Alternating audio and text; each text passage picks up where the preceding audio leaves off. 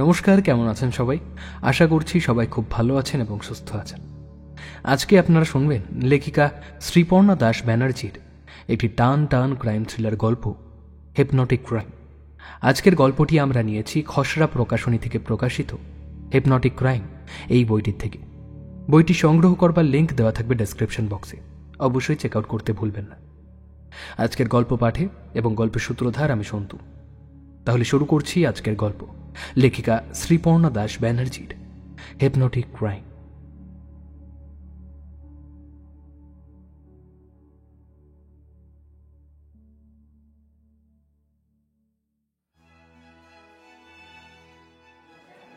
ঘর ভর্তি লোকজন, নাম করা একটা হোটেলের ব্যাঙ্কোয়েট হল, শাড়ি দিয়ে সাজানো নানা দেশের নানান রকম খাবার দাবার। বারের কাউন্টার পাশেই, লাইভ খাবারের কাউন্টারও আছে সেখানে। কত রকমের লোকজন, কিসের অনুষ্ঠান সেটা অবশ্য ঠিক বোঝা যাচ্ছে না, তবে মহিলা পুরুষ সকলে সুন্দর সাজসজ্জায়। কেউ ভারতীয় পোশাকে, কেউ কেউ বিদেশি পোশাকে, বিদেশি মদের গ্লাস হাতে। ভারতীয় ছাড়াও অনেক বিদেশিকেও দেখা যাচ্ছে পার্টিতে। পাশ্চাত্য সুরের একটা বাজনা বাজছে। বারবার আমার চোখ চলে যাচ্ছে হলের ওপরের ঝাড় লণ্ঠনটার দিকে। বিশাল আকারের সুসজ্জিত ঝাড় লণ্ঠনটা ব্যাঙ্কোয়েট হলের আভিজাত্য যেন বাড়িয়ে দিয়েছে বেশ কয়েক গুণ। কত ওজন হবে ওটার?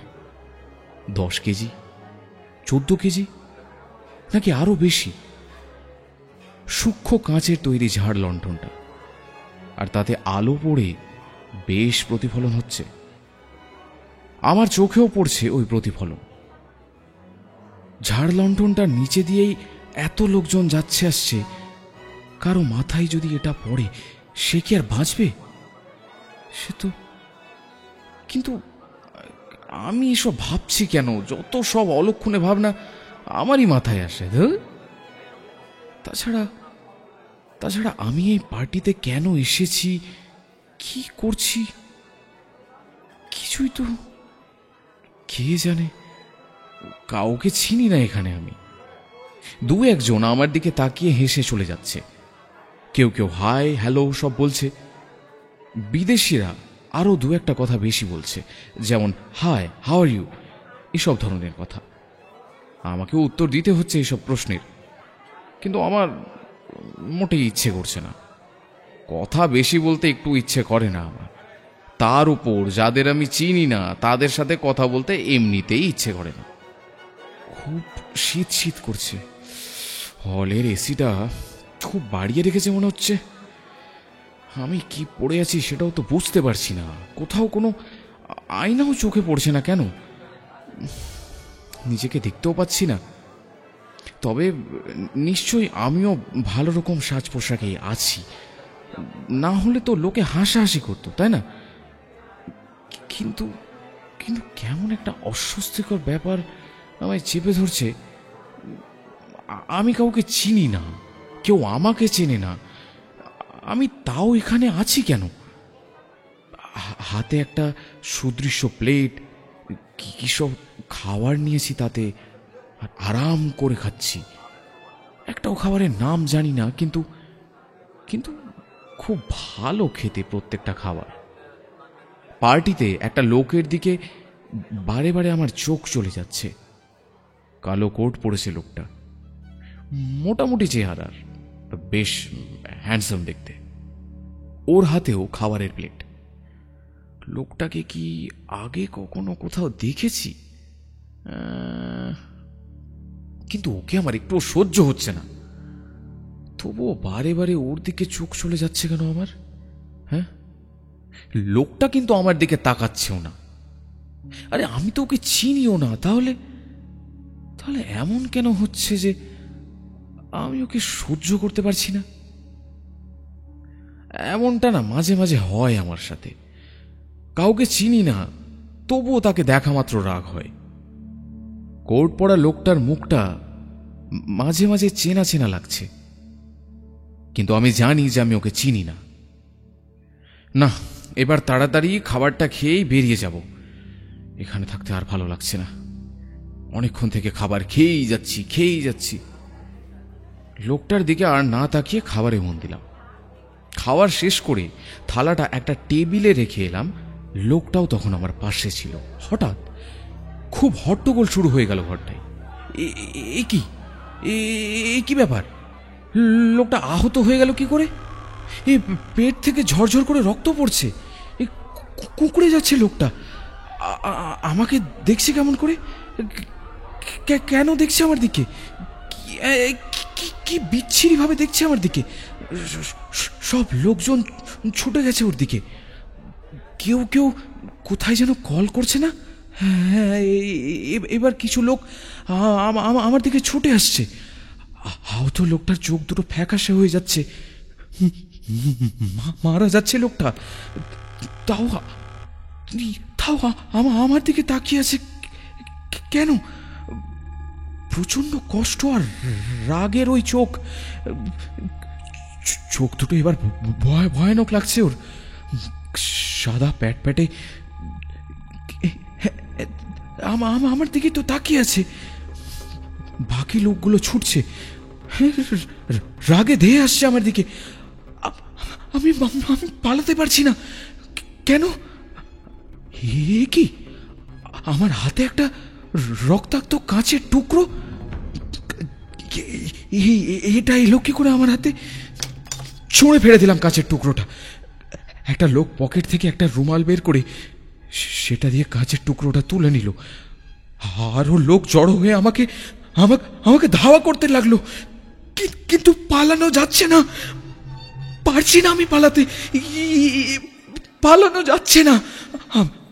আমি পালাতে পারছি না আমি পালাতে। অনেক কষ্টে খুলে গেল চোখটা। কিছুক্ষণ আগে অবধি চেষ্টা করেও চোখ খোলা যাচ্ছিল না। না হলে এমন একটা স্বপ্ন। এতক্ষণ স্বপ্ন দেখছিল তুহিন। ঘুম কেটে গেছে। স্বপ্নটা তাও কি তাজা। সবকিছু মনে আছে তুহিনের। ডাক্তার বলেন, মানুষ যেটা মনে রাখতে চায় সেই স্বপ্নই মানুষের মনে থেকে যায় ঘুম ভাঙার পরেও, এমনকি অনেক দিন পর্যন্ত।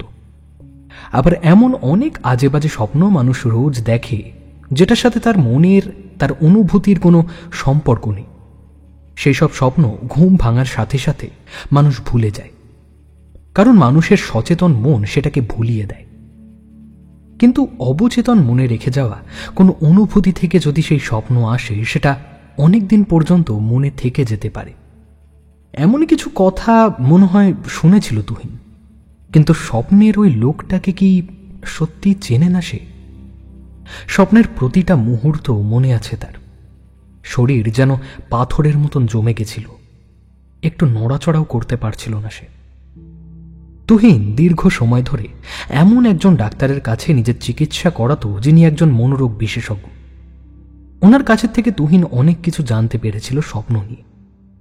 তুহিনের মতে সে কোনোদিনও স্বপ্ন দেখে না। ডাক্তার ওকে বুঝিয়েছিলেন যে মানুষের ঘুমের 4টে অধ্যায় থাকে, যার মধ্যে শেষেরটা হল রেম, র্যাপিড আই মুভমেন্ট। এই সময় মানুষ সব স্বপ্ন দেখে, আর ব্রেন এই সময় শরীরের সব মাংসপেশির নড়াচড়াকে আটকে দেয়। তাই স্বপ্নের মধ্যেও আমাদের মনে হয় যে আমরা কিছু করতে পারছি না।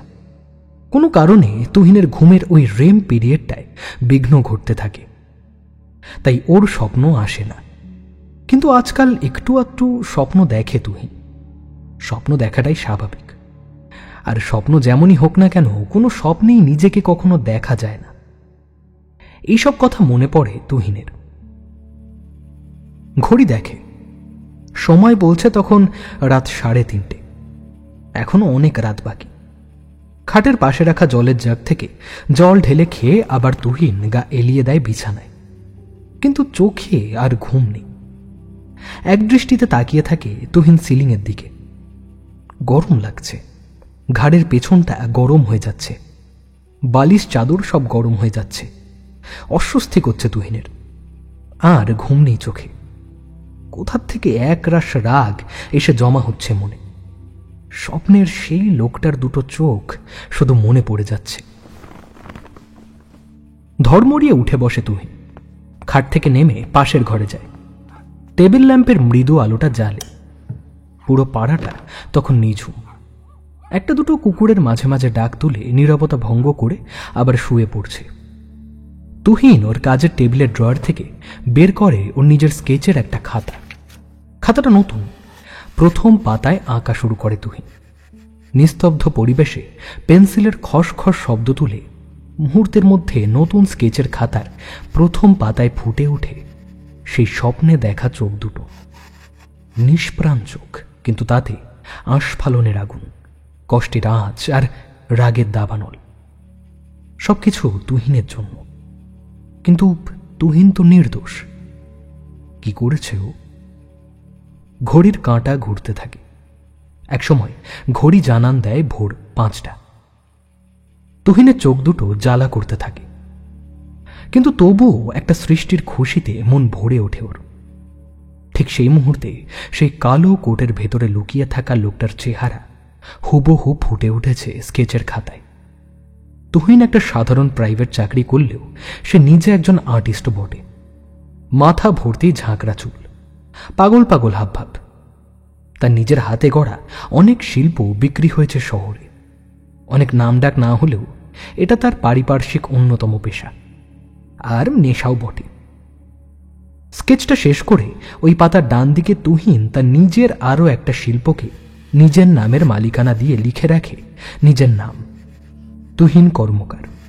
তারিখ 19 মার্চ 2015।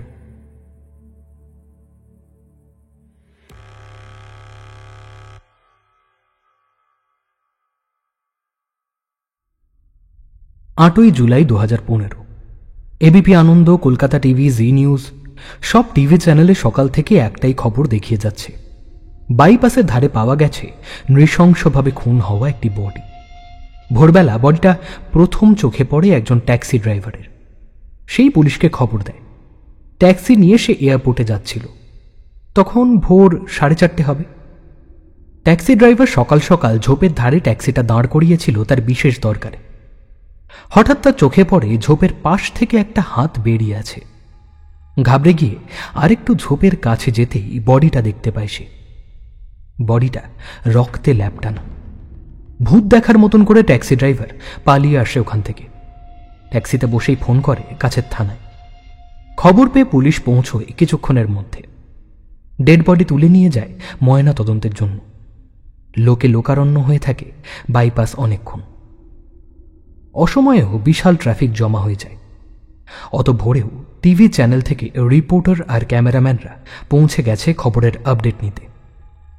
কোনোভাবেই এটা গাড়ি চাপা পড়ে মৃত্যু নয়। ধারালো কিছু দিয়ে অনেকবার মারা হয়েছে লোকটাকে। মাথাও ফেটেছে বিভিন্ন জায়গায়। তবে আশেপাশে কোথাও থেকে তেমন কিছু পাওয়া যায়নি। কি কারণে এই খুন তার কোনো কারণ পুলিশের থেকে জানা যায়নি। মৃত ব্যক্তির পরিচয় অবশ্য পাওয়া গেছে বেশ কিছুক্ষণ পর।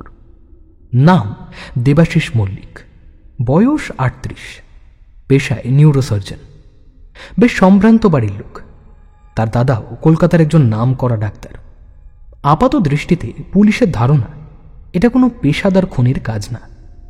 ওদিকে আবার লোকের মুখে মুখে ঘুরছে কোনো রোগীর বাড়ির লোকের কাজ হবে। পরিবারের কারো সঠিক চিকিৎসা না পেয়ে হয়তো প্রতিশোধ নিয়েছে ডাক্তার মল্লিকের উপর। এই কেসের দায়িত্ব এসে পড়েছে লোকাল থানার ইন্সপেক্টর রাজেন দত্তর কাছে। এই ভাবলাম দিন 5 ছুটি নেব। ছুটির আবেদনটা দেব করছি, অমনি এসে গেল এই অপদার্থ কেসটা। বউটা এবার আমাকে ছেড়ে পালাবে, বুঝলি? সেই কবে থেকে বলছে বেড়াতে যাবে। বছর ঘুরে গেল, যাওয়ার হয়ে উঠল না। কখনো সময় হয় তো সুযোগ হয় না, আর সুযোগ হলে আবার সময়ই থাকে না। কোথায় ভাবলাম যে ছুটিটা এবার নেবই, তা না, এই হতচ্ছাড়া ডাক্তারটাকে এখনই মরতে হলো। কি কপাল বল আমার। চায়ের কাপে চুমুক দিতে দিতে একরাশ অভিযোগ উগড়ে দেন ইন্সপেক্টর রাজেন দত্ত তার অধীনস্থ সায়নের কাছে। তা তুমি ছুটির আবেদন দিতে 7-5 তো ভাবো কি গো? সায়ন জানে ও নিজের স্যারকে। মুখে যাই বলুন না কেন, কাজ পাগল লোক একটা। ছুটি নেবে সব দিক দেখে, কাজে যাতে থাকি না হয় একটু। রে, ওই ছুটি নিলেও কেস ঘাড়ে পড়লে আমাকেই ডেকে পাঠাতো। তখন হোটেলে বউকে ছেড়ে হাজিরা দিতে হতো, ওতে টাকাও যেত, আবার ফুর্তিও যেত। তার থেকে এই ভালো। চল, বেরোতে হবে, মল্লিক বাড়ি ঘুরতে যাব। চায়ের কাপটা টেবিলে রেখে চেয়ার ছেড়ে উঠে দাঁড়ায় রাজেন দত্ত। 6 ফিট 2 ইঞ্চির লোকটা অত্যন্ত সুপুরুষ। সায়ন্ত মাঝে মাঝেই চেয়ে চেয়ে দেখে, তারপর নিজেই নিজের মনে ভাবে, যে একটা লোকের দিকে আমি কেন হাঁ করে তাকি।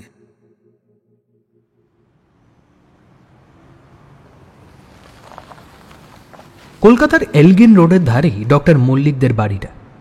3 পুরুষ ধরে এনারা ডাক্তার।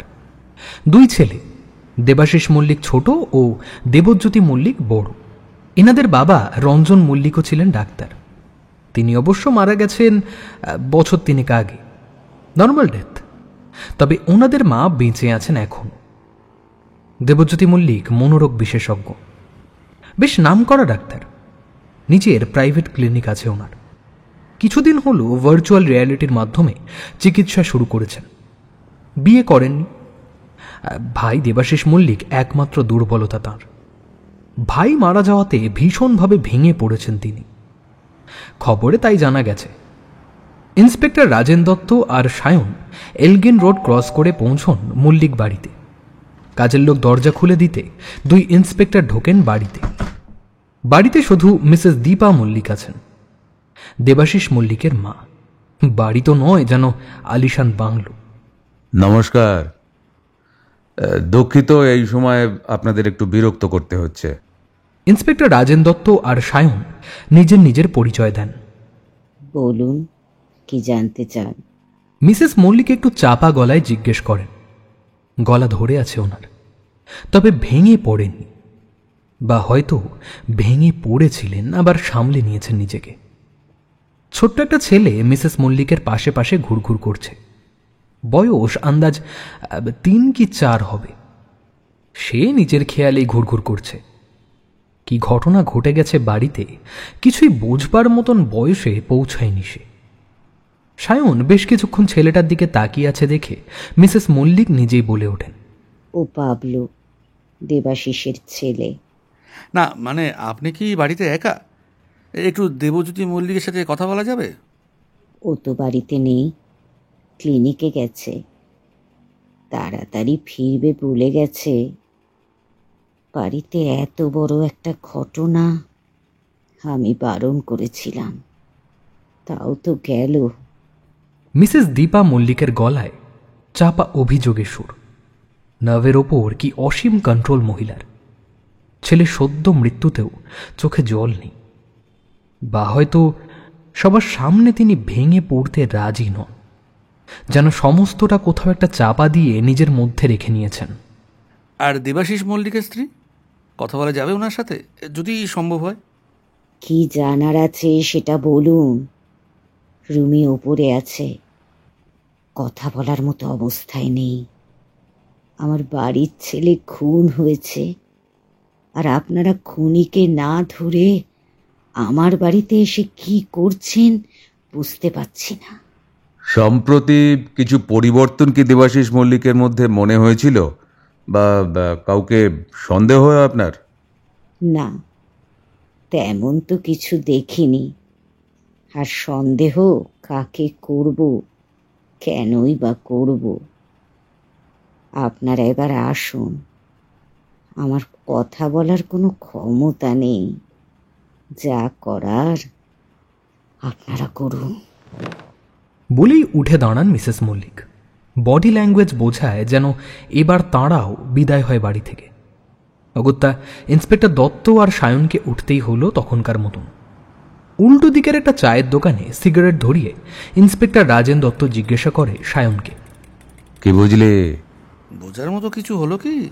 চায়ের দোকানে কিছু লোককে বলা বলি করতে শোনা গেল, বললেন, ডাক্তারদের জীবন আজকাল বিপদে, পয়সা থাকলেও শান্তি নেই রে, যা দিনকাল।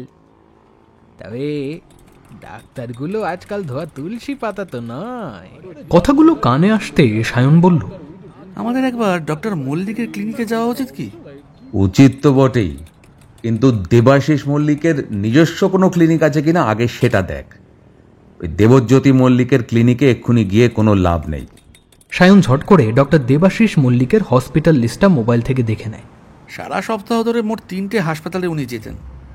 হাসপাতালের নামগুলো একে একে বলে যায় সায়ন। চল তাহলে একে একে ফিডব্যাকগুলো জেনে নিই। কোনোভাবে কখনো কোনো রোগীর ক্ষতি ওনার হাতে হয়েছিল কিনা? ডাক্তারের খুন সাধারণত এরকমই হয়, আর উনি তো সার্জন ছিলেন, তাই তো? জনতা প্রায়শই সত্যিই বলে। এই যে এরা নিজেরা এইসব নিয়ে আলোচনা করছে এখন। ইন্সপেক্টর দত্ত এক নাগাড়ে বলে যান কথাগুলো। রাস্তার পাশে একটা রেস্তোরাঁ থেকে দুজন লাঞ্চ করেন। তারপর একে একে হাসপাতালগুলোতে গিয়ে ডক্টর দেবাশিস মল্লিকের খোঁজ খবর নিয়ে পয়েন্টগুলো নোটবুকে জমা করতে থাকেন ইন্সপেক্টর দত্ত। সকলেই ডাক্তারের খুব ভালো ফিডব্যাক দেয়। ডাক্তারের ব্যবহার ছিল খুব ভালো। পেশাকে তিনি যথেষ্ট যত্ন সহকারে দেখতেন। রোগীদের সাথে কখনো কোনো রকমের ঝামেলার কথা কেউ বলতে পারেন। সকলেই যথেষ্ট শোকাহত, মর্মাহত ডাক্তার দেবাশিস মল্লিকের এমন মৃত্যুতে। সমস্ত হাসপাতাল ঘুরেও এমন কিছুই পাওয়া গেল না যেটা বিন্দুমাত্র সন্দেহের সৃষ্টি করে মনে। এবার বাকি রইল শুধু ফরেনসিক রিপোর্ট। সেটা থেকে যদি কিছু ক্লু আসে। একবার দেবাশিস মল্লিকের স্ত্রীর সঙ্গে কথা বলা গেলে ভালো হতো, বুঝলি? ফরেন্সিকের রিপোর্ট কাল বা পরশু পাওয়া যাবে। আর বাকি রইল সিনিয়র ডক্টর মল্লিকের ক্লিনিক আর দেবাশিস মল্লিকের স্ত্রীর সাথে কথা। বলে গাড়িটা স্টার্ট দিলেন ইন্সপেক্টর রাজেন দত্ত।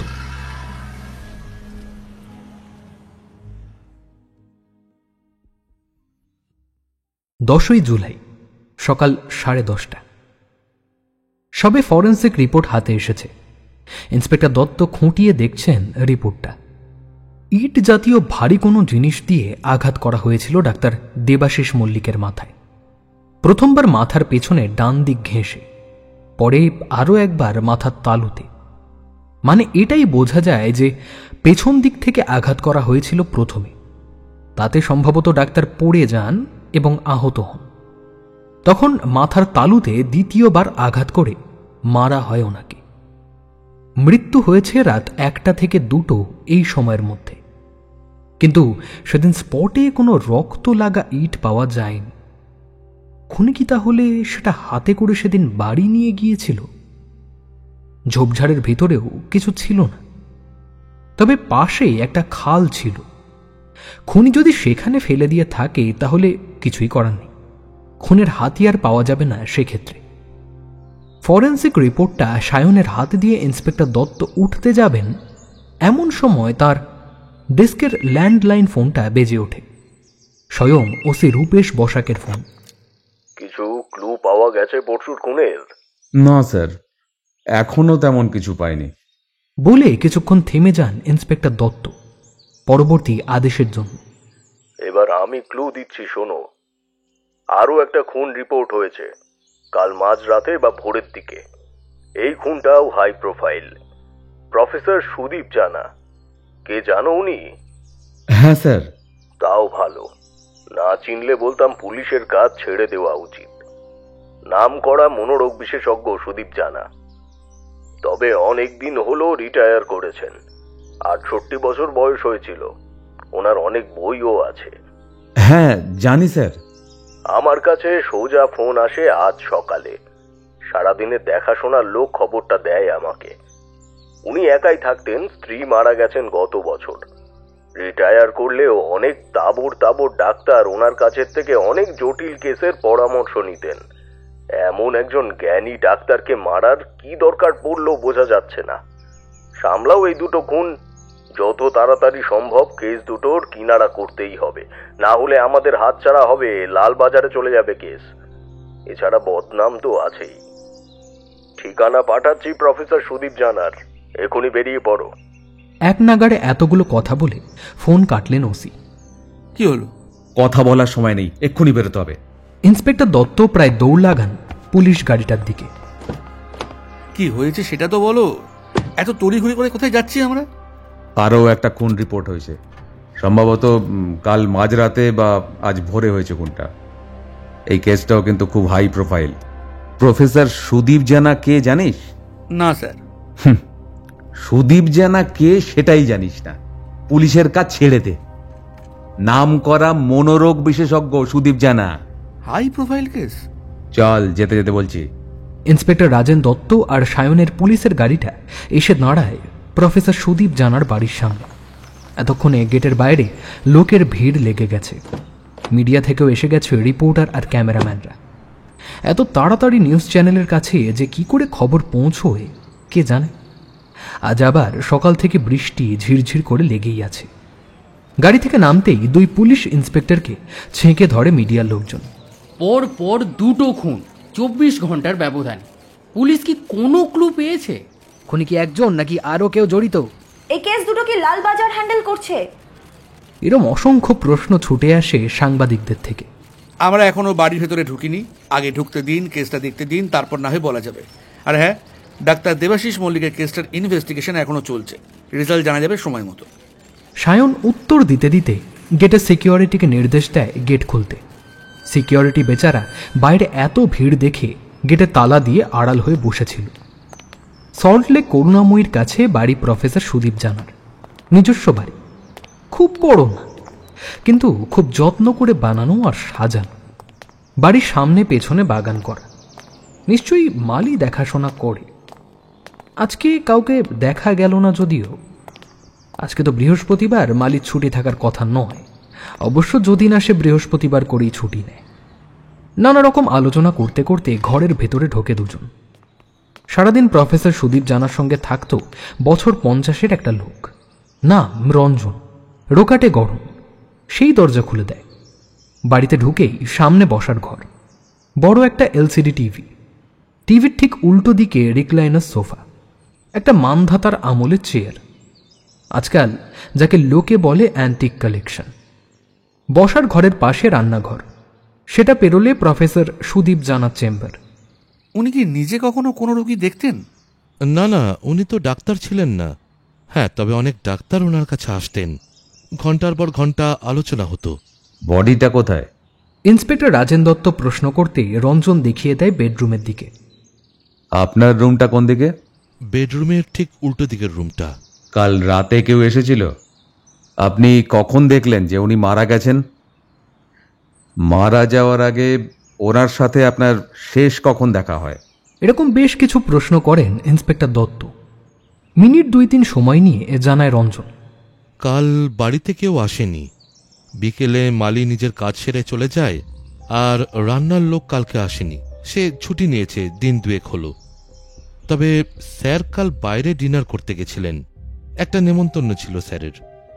আর আমার সঙ্গে শেষ দেখা হয় উনি ডিনার করে বাড়ি ফিরে আসার পর, রাতে ঘুমোতে যাওয়ার আগে। আসলে ওনার রাতের ওষুধ আমিই দিই তো, ব্যাস ওই শেষ। সকালে উনি কখনো লেট ওঠেন, আবার কখনো তাড়াতাড়ি। তবে হ্যাঁ, উঠে উনি বাগানে চা খেতে বসেন। আজ 9:30 বেজে যাচ্ছে দেখে আমার সন্দেহ হয়। দেরি করে উঠলেও স্যার কখনো এতটা দেরি করেন না। সেই জন্য তখন আমি দরজায় নক করি, কিন্তু অনেকবার নক করার পরেও কোনো রেসপন্স না পেয়ে পেছনের বারান্দা দিয়ে বারান্দার পাশের জানলার কাঁচ ভেঙে ছিটকিনি খুলি। দরজা খুলে দেখি উনি খাটেই শুয়ে। অনেকবার ডাকার পরেও উত্তর এলো না দেখে কাছে যাই। স্যারের চোখ বন্ধ ছিল। তখনও ভাবলাম উনি হয়তো ঘুমোচ্ছেন, কিন্তু গায়ে হাত দিয়ে মনে হলো উনি আর নেই। সঙ্গে সঙ্গে ওনার চেনা ডাক্তারকে আর মিস্টার বসাককে ফোন করলাম। মিস্টার বসাক স্যারের বন্ধু, পুলিশে কাজ করেন। আপনি কত বছর চেনেন প্রফেসর সুদীপ জানাকে? তা প্রায় বছর 18 কি 20 হবেই। আমি ছাত্র ছিলাম ওনার, কিন্তু স্কুল বা কলেজের না। আমি ছোটবেলা থেকেই কোনো লোকের মুখ দেখে বলে দিতে পারি যে সেই লোক কি আন্দাজ করছে বা কি করতে পারে। ওই বছর 18 কি 20 আগে আমি বাবার বইয়ের দোকানে বসতাম। পড়াশোনা বেশি দূর ছিল না বলে ভালো চাকরি পাইনি। বাবার দোকান কোনোভাবে চলত, তাতে যা রোজগার হতো আমি উচ্চ মাধ্যমিকটুকু দিতে পেরেছিলাম। কলেজের গণ্ডি পেরোনো আর হয়ে ওঠেনি। তো সেই দিন স্যার আসেন দোকানে বই নিতে, কিন্তু ওনাকে দেখে মনে হচ্ছিল কেউ জোর করে ওনাকে বই কিনতে পাঠিয়েছেন। উনি নিজের ইচ্ছেই আসেননি। কথাটা বলে ফেলেছিলাম ওনাকে। উনি প্রথমে খুব বিরক্তির সঙ্গে আমার মুখের দিকে তাকিয়েছিলেন, তারপর একগাল হেসে বলেছিলেন যে আমি ঠিকই বলেছি। ওনার একটা স্পেশাল ক্লাস ফেলে উনি বইয়ের চাপে ভূতের বই কিনতে এসেছিলেন। ওনার বউ ছিলেন বই পাগল, আর সেদিন ছিল ওনার বইয়ের জন্মদিন, তাই না করতে পারেননি। এরপর স্যার বহুবার দোকানে এসেছিলেন, প্রত্যেকবার এসেই আমার খোঁজ করতেন। একটা বড় অদ্ভুত সম্পর্ক হয়ে গিয়েছিল আমাদের মধ্যে। পরের দিকে ওনার পরিচয় পাওয়ার পর আমি অনুরোধ করেছিলাম আমাকে মনস্তত্ত্ব শেখাতে। উনি না করেননি। আমি যেতাম ওনার বাড়ি। অনেক বছর এইভাবে চলছিল। শেষের দিকে ওনার বউয়ের ক্যান্সার ধরা পড়ল। উনি খুব ভেঙে পড়েন তখন। আমি তখন থেকে এই বাড়িতে থাকতে শুরু করি। এক নাগাড়ে কথাগুলো বলে যায় রঞ্জন। ইন্সপেক্টর দত্ত আর সায়ন প্রফেসর জানার বেডরুমে ঢোকেন। মুখ দেখে একটা লোক কি আন্দাজ করছে বলতে পারি। হাইফাই ব্যাপার। রাজেন দত্তর মুখে কোনো কথা নেই। প্রফেসর জানার বডির আশেপাশে ঘুরে ঘুরে কি সব দেখছেন আর লিখে রাখছেন ছোট্ট একটা ডায়েরিতে। ফরেন্সিকের লোকেদের কাজ শেষ না হওয়া অবধি কোনো জিনিসে হাত দেওয়া যাবে না। ফরেন্সিক ডিপার্টমেন্টে খবর দেওয়া হয়েছে, কিন্তু কেউ এসে পৌঁছয়নি এখনো। তাই দূর দূর থেকে বডিটার আশপাশ ঘুরে দেখছেন রাজেন দত্ত। রঞ্জনের গল্পটা শুনেছে কিনা কে জানে। মাঝে মাঝে সায়নের এমন মনে হয় যে রাজেন দত্ত বোধহয় সব শোনেন না মন দিয়ে, কিন্তু প্রত্যেকবার সে ভুল প্রমাণিত হয়। সায়নের মনে হয় রাজেন দত্তর আরও দুটো কান আছে কোথাও লুকানো। মিনিট পাঁচেকের মধ্যে রাজেন দত্ত বলে ওঠেন রঞ্জনকে, আজ তাহলে এলাম, দরকারে আবার আসবো, এমনকি আপনাকেও কিন্তু ডাকতে পারি। চা জল খাবার কিছু খাবেন আপনারা?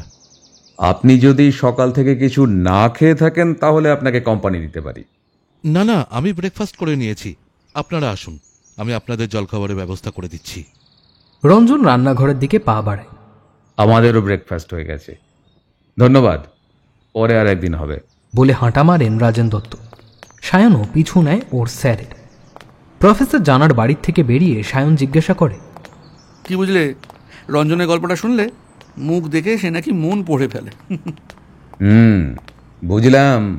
20 বছরের শিক্ষক ছাত্রের গভীর সম্পর্ক ছিল। সকালে স্যারের ডেড বডি দেখার পর পুলিশে ফোন করে সেই ছাত্র নিজেই লুচি তরকারি বানিয়ে খেয়ে নিল। লুচি তরকারি? ওই রান্নাঘরে উঁকি দিলেই বুঝতিস। টেবিলে লুচির শেষ টুকরোটা তখনও পড়েছিল।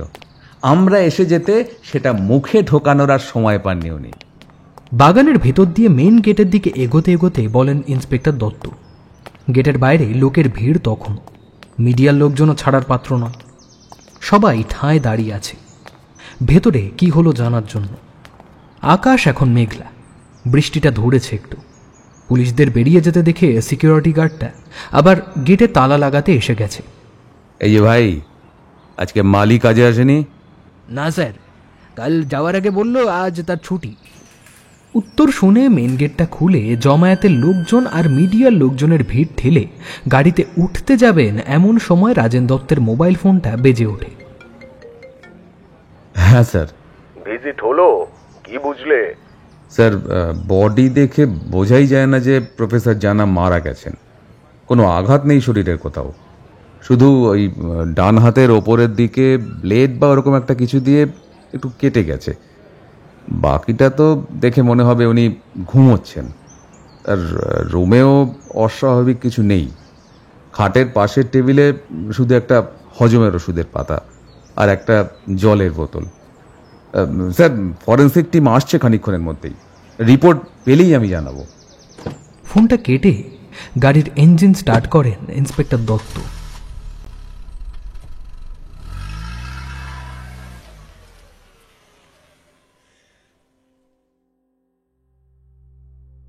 আটই জুলাইয়ের পর থেকে কেটে গেছে 6টা দিন। প্রফেসর সুদীপ জানার ফরেন্সিক রিপোর্টে কিছুই ধরা পড়েনি। ডান হাতের কাটা দাগটা তবে বেশি পুরনো নয়। ঘটনাস্থলে কিছু কিছু ফিঙ্গারপ্রিন্ট এদিক ওদিক থাকায় সেগুলোর পরীক্ষা করা হয়েছে, কিন্তু তাতে বিশেষ কিছু লাভ হয়নি। কোনো মিল পাওয়া যায়নি চেনা জানা লোকেদের মধ্যে। ওদিকে বিখ্যাত ডাক্তার দেবাশিস মল্লিকের মৃত্যুর কারণ বা খুনির সন্ধান এখনো পাওয়া যায়নি। পুলিশ সূত্রে জানা গেছে প্রফেসর সুদীপ জানার সাথেও দেবাশিস মল্লিকের একটা কানেকশন ছিল। অনেক কেসের ব্যাপারে উনি প্রফেসর জানার সাহায্য নিতেন। বলতে গেলে প্রফেসর জানা ডাক্তার দেবাশিস মল্লিকের মেন্টরের মতন ছিলেন। পরপর 3টে ঘটনা স্বনামধন্য মনোরোগ বিশেষজ্ঞ দেবজ্যোতি মল্লিককে একেবারে ভেঙে দিয়েছে। হ্যাঁ, 3টে ঘটনা। আজ সকালে আবার একটা কেস রিপোর্ট হয়েছে, রূপালী সেনের কেস। তিনি একজন লেখিকা, বয়স 45, বেশ কিছু পত্রপত্রিকায় লেখালেখি করেন, সাথে একটা প্রাইভেট অফিসেও কাজ করেন। দেবজ্যোতি মল্লিক আজ রিপোর্ট করেছেন ওনাকে কাল রাত থেকে পাওয়া যাচ্ছে না। দুজনে কাল একটা রেস্তোরাঁয় ডিনার করতে গেছিলেন। দেবজ্যোতি মল্লিকের ধারণা রূপালী সেনকেও খুন করা হবে। তিনি অত্যন্ত ভেঙে পড়েছেন। কাকে সন্দেহ করছে পুলিশ? দেবজ্যোতি মল্লিককে নাকি অন্য কেউ? সকালের এই খবর নাড়িয়ে দিয়েছে পুরো শহরটাকে। সাধারণ মানুষ এখন বাড়ির বাইরে পা রাখতেও ভয় পাচ্ছে। আর দিন রাত এক করে কাজ করে যাচ্ছে কলকাতা পুলিশ। তবু জনতার একই প্রশ্নের সম্মুখীন হতে হচ্ছে পুলিশকে। কেন এত সময় লাগছে? পুলিশ কি করছে? ইত্যাদি ইত্যাদি। ইন্সপেক্টর রাজেন দত্ত মাথা ঠান্ডা রেখে সব কটা ঘটনার কারণ আর লিঙ্ক খুঁজে যাচ্ছেন। কারণটা একবার জানতে পারলেই খুনিকে চিহ্নিত করা সহজ হবে। তবে এই সব কটা খুনের সাথে দেবজ্যোতি মল্লিকের লিঙ্কটা খুব স্পষ্ট। টার্গেট দেবজ্যোতি মল্লিক হলেও খুনি তাকে বেছে নেয়নি মজার জন্য, বরং তার আশেপাশের লোকেদের একে একে খুন করা হচ্ছে। দেবজ্যোতি মল্লিকের পরিবার, বন্ধুবান্ধব আর নিকট লোকজনদের সাবধান করা হয়েছে। অনেক নিকট আত্মীয় এদের পরিবার থেকে সরে পড়েছেন নিজের প্রাণ বাঁচাতে। এই হলো সম্পর্ক। শহর জুড়ে এখন শুধুই আতঙ্ক। সায়ন গতরাত থেকে বসে বসে দেবজ্যোতি মল্লিকের ট্রিটমেন্টে থাকা সব কেস ফাইল ঘেঁটে তথ্য সংগ্রহ করে রাখছে। রোগীর সংখ্যা কম নাকি? তাও তো অনেক প্রথম দিকের রোগীর কোনো তথ্যই নেই। অনেক এরকম পুরনো কেসের রেকর্ড রাখা হতো না। তবে সেই সময়কার অনেক মানুষ আর বেঁচেও নেই এখন। অনেকক্ষণ চুপ থাকার পর হঠাৎ কথাটা কেন সায়নের মুখ থেকে বেরিয়ে গেল সায়ন নিজেও জানেন। স্যার, রূপালী সেন কি দেবজ্যোতি মল্লিকের না হওয়া বউ? বলে ফেলে বেশ লজ্জিত হয়ে পড়ল সায়ন। কিন্তু তীর বেরিয়ে গেছে বান থেকে, আর কিছু করার নেই। এখন লক্ষ্য ভেদ হলো না ভ্রষ্ট হলো সেটা দেখতে হবে। মিনিট দুয়ে কোনো উত্তর না আসাতে সায়ন বুঝতে পারল তীরটার কোনো গতি হয়নি। কোথাও একটা ধাক্কা খেয়ে ওর কাছেই ফিরে এসেছে।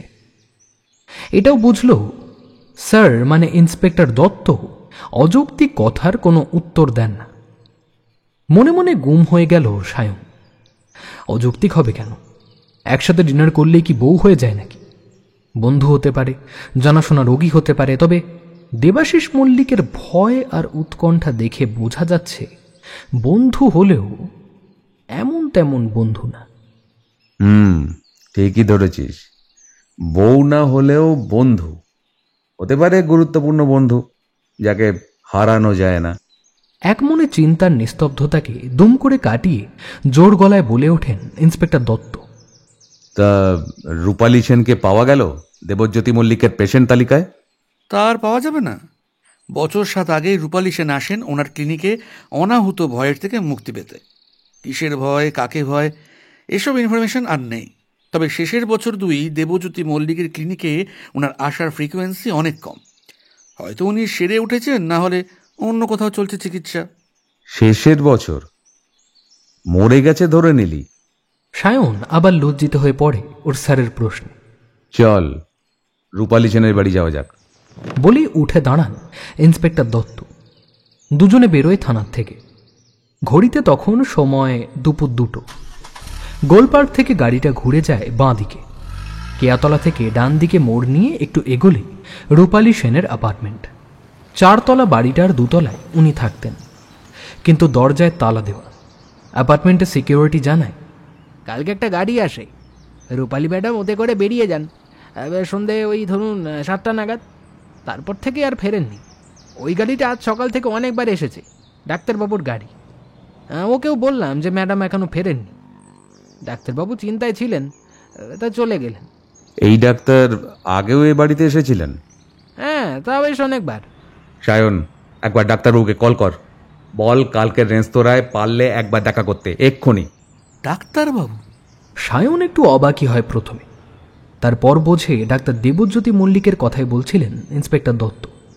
সিকিউরিটি আর কিছু জানতে পারলে সেটা যেন তাদের জানিয়ে দেয়, এটা বলে দুই পুলিশ ইন্সপেক্টর বেরিয়ে পড়ে কিয়াতলার অ্যাপার্টমেন্ট থেকে। হাতারি রেস্টুরেন্ট চিনিস? চিনব না স্যার, কত যে খেয়েছি ওখানে। হাতারির সামনে গাড়ি দাঁড় করাবি না, উল্টো দিকে চল। একটা কথা বুঝতে পারলাম না, এত বড় ডাক্তার 5 তারা হোটেলে ডিনার দিতে না গিয়ে হাতারি গেল কেন? সেটা বুঝতেই তো যাচ্ছি সায়ন। সায়ন সারাদিনে এই প্রথমবার নিজেকে নিয়ে গর্ববোধ করে। কিয়াতলার ভেতরের রাস্তা ধরে খানিকটা এগোলেই গড়িয়াহাটের বাসন্তী দেবী কলেজের উল্টো দিকের রাস্তায় এসে পড়ে। ওখান থেকে রাসবিহারী অ্যাভিনিউ। জুলাইয়ের কাঠ ফাটা রোদ্দুরেও গড়িয়াহাটের বাজার গরম, লোকে লোকারণ্য। বছরের কোনো সময় এই জায়গাটা ফাঁকা পাওয়া যায় না। রাজেন দত্তর কথা মতন গাড়িটা হাতারি রেস্তোরাঁর উল্টো দিকে পার্ক করে সায়ন। না, এখনো কোনো ডাক্তারের গাড়ি দেখা যাচ্ছে না। গাড়ি থেকে নেমে হাতারি রেস্তোরাঁর দিকে দ্রুত গতিতে এগিয়ে যান ইন্সপেক্টর দত্ত। সায়নকে রীতিমতন দৌড়তে হয় ইন্সপেক্টর দত্তর গতির সাথে পাল্লা দিতে। পুলিশ ঢুকলে সবাই একটু সতর্ক হয়ে পড়ে। আশ্চর্য, পুলিশের লোকের কি খিদে পায় না নাকি? তারা কি মানুষ না? সবাই ঘুরে ঘুরে দেখছে ইন্সপেক্টর দত্ত আর সায়নকে। তবে রেস্তোরাঁয় লোক অনেক কম। ম্যানেজার খাতির করে বসতে বলেন দুই ইন্সপেক্টরকে। দুটো লাস্সি নিয়ে বসেন দুজন। প্রায় সাথে সাথেই রেস্তোরাঁয় ঢোকেন ডক্টর দেবজ্যোতি মল্লিক। অবাক কাণ্ড, তাঁর খাতির এই রেস্তোরাঁয় আরও অনেক বেশি। বোঝাই যায় অনেক বছরের খদ্দের হবেন ডক্টর দেবজ্যোতি মল্লিক। ভাইয়ের থেকে বয়সে একটু বেশি দেবজ্যোতি মল্লিক। মুখের মিল আছে। অসম্ভব মানসিক চাপের মধ্যে দিয়ে যাচ্ছেন বোঝা যাচ্ছে। চোখের নিচে কালো কালি পড়ে গেছে, গাল বসে গেছে। অনেকটা ভয় পেয়ে আছেন সেটাও বোঝা যাচ্ছে। মায়ের মতন শক্ত মনের মানুষ মনে হয় নন দেবজ্যোতি মল্লিক। প্রশ্ন করতে বলতে শুরু করলেন।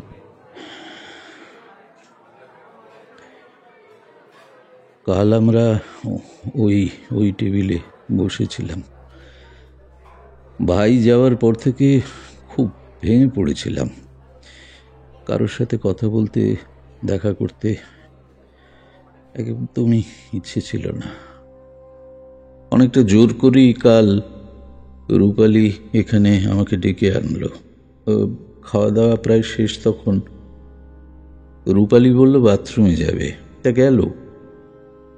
তারপর খানিকক্ষণ পরে দেখলাম ও বাথরুম থেকে বেরিয়ে সোজা নিচে চলে গেল। ওর একটু স্মোকিংয়ের হ্যাবিট আছে, মানে ছিল আর কি। অনেক বছর আমার কাছে চিকিৎসা করেছে, তো ওকে বলেছিলাম যে ওষুধ চললে কোনো রকম সিগারেট চলবে না, বারণ ছিল সিগারেট।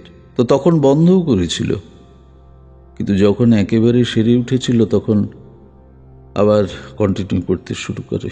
তবে আগের চেয়ে অনেক কম খেত। কিন্তু কাল সেই যে ও নিচে গেল, তারপর আর ফিরল না। আমি প্রায় আধ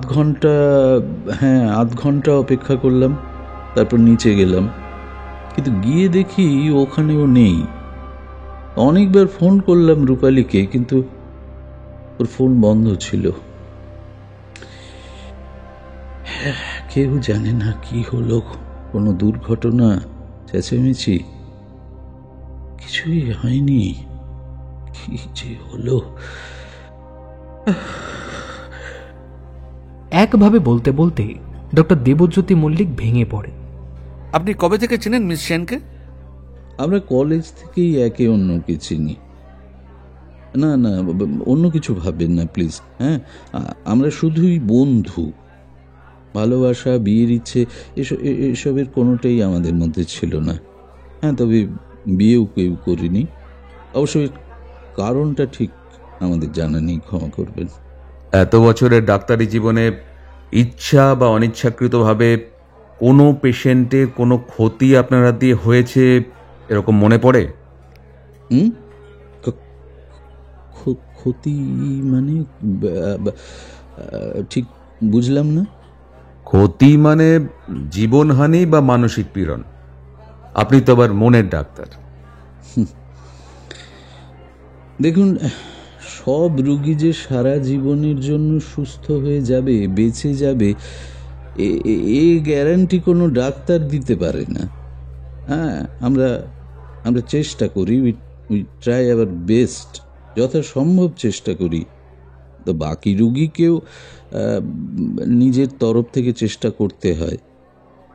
দেখুন, মনের অসুখ নিজে না চাইলে কোনো ডাক্তারের পক্ষে সারানো সম্ভব না। মানে এমন অনেক রুগী পরবর্তীকালে আত্মহত্যা করেছে। খবর এলে খারাপ লাগে শুনে, বাট এই ব্যাপারে আমার কিছু করার নেই। আপনি রেকর্ড দেখুন, কত রুগী একেবারে সুস্থ হয়ে সাধারণ জীবন যাপন করছে, কতজন প্রতিষ্ঠিতও হয়েছে জীবনে। মানে জেনে বুঝে আপনি কারো ক্ষতি করেননি? না, একেবারেই না। আশ্চর্য তো। মানে না, আপনার এমন প্রশ্নের মানেটা কি বলুন? কি মানে? যদি কিছু মনে পড়ে বলে দেবেন, লুকোলে কিন্তু ক্ষতি আপনারই। আপনার কাছের মানুষরাই কিন্তু একে একে সরে যাচ্ছে, সেটা কি বুঝতে পারছেন? আর চলি। উঠে পড়েন ইন্সপেক্টর রাজেন দত্ত আর সায়ন। রেস্তোরাঁর উল্টো দিকের রাস্তা থেকে পুলিশের জিপটা স্টার্ট নেয়। ডাক্তার দেবজ্যোতি মল্লিক বসে থাকেন এক দৃষ্টিতে সেই চেয়ারের দিকে তাকিয়ে, যেখানে কাল রাতে রূপালী বসে শরবত খাচ্ছিল।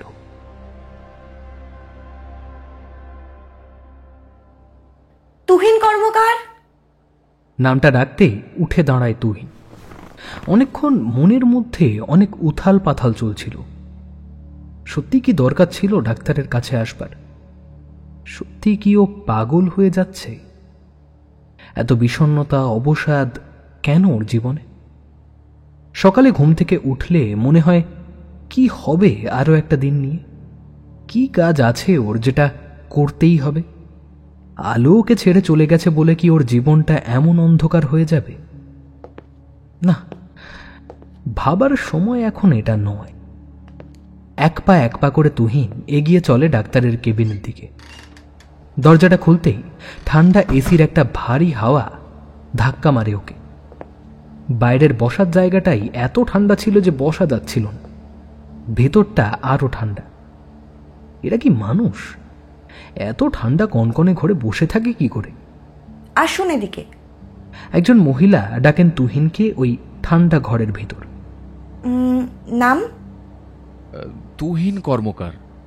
একে একে সব প্রশ্নের উত্তর দিতে থাকে তুহিন। সাধারণ চেক আপ চলে মিনিট 5।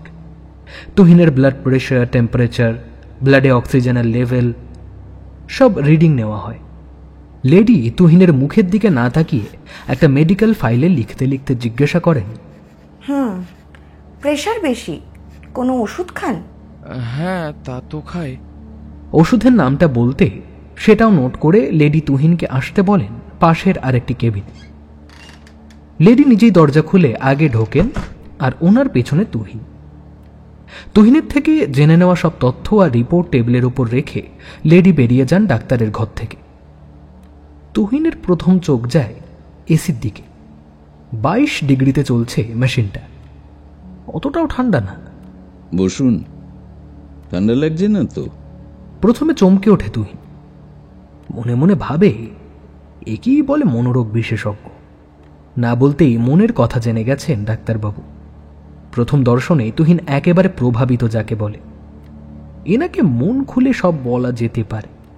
বলুন, কি সমস্যা? ডাক্তারের ভরসাযোগ্য কণ্ঠস্বরে তুহিন একেবারে আপ্লুত। এই প্রথম ওর চোখ যায় ডাক্তারের টেবিল আর তারপর ডাক্তারের দিকে। এতক্ষণ ডাক্তারের কেবিনের দেওয়ালে দেওয়ালে কত কি ছবি টাঙানো সেটা দেখছিল তুহিন। তার নিজের ছবি আঁকার নেশা, এই সবই তো একমাত্র পছন্দের জিনিস। মানুষ, লোকজন, চাকরি কিছুই আর ভালো লাগে না তার। টেবিলের উপরে ডাক্তারের নাম খোদাই করা একটা pen stand, doctor Debjyoti Mallick. পাশে সুদৃশ্য একটি ফ্রেমে ডাক্তারের মতন দেখতে অন্য একটা লোকের ছবি, কালো কোট পরা, বেশ হ্যান্ডসাম দেখতে। দেবজ্যোতি মল্লিকও দেখতে বেশ সুন্দর, 40 ছুঁই ছুঁই। এই বয়সে মাথায় কাঁচা পাকা চুল, বেশ উজ্জ্বল গায়ের রং, হাতে দামি ঘড়ি, টেবিলে 2-1টা মোটা মোটা বই, একটা সুগন্ধ ঘরটা মাতিয়ে রেখেছে। ডাক্তার খুব শৌখিন হবেন। টেবিলের ঠিক পাশে একটা বেড, আর তার পাশেই একটা রিক্লাইনার চেয়ার। চেয়ারের সাথে লাগানো একটা স্ট্যান্ডে একটা হেডফোন ঝুলছে। বলুন, কি প্রবলেম? ডাক্তার আবার জিজ্ঞেস করাতে তুহিন এসে বসে টেবিলের সামনে চেয়ারে। জানি না কেন খুব অবসাদ লাগে, কিছু করতেই না ভালো লাগে না। সকালে ঘুম ভাগে মন খারাপ নিয়ে, রাতে ঘুমোতেও যায় মন খারাপ নিয়ে। এসব অনেক দিন হলো চলছে। জানি না আমার কোনো ট্রিটমেন্ট দরকার হবে কি না, তো আপনার সাথে একটু কথা বলতে এলাম। যদি আপনি এই অবসাদ থেকে আমাকে বের করতে পারেন। আসলে আপনার খোঁজ আমাকে আমার এক অফিসের বন্ধুই দিয়েছে। কি কাজ করা হয়? আমি একটা প্রাইভেট কোম্পানিতে কাজ করি, ডেটা হ্যান্ডলিং কাজ, খুব সাধারণ কাজ। আচ্ছা, আপনার কাজের প্রেশার কি খুব বেশি? না, একেবারেই না। জানেন, বললাম না সাধারণ কাজ।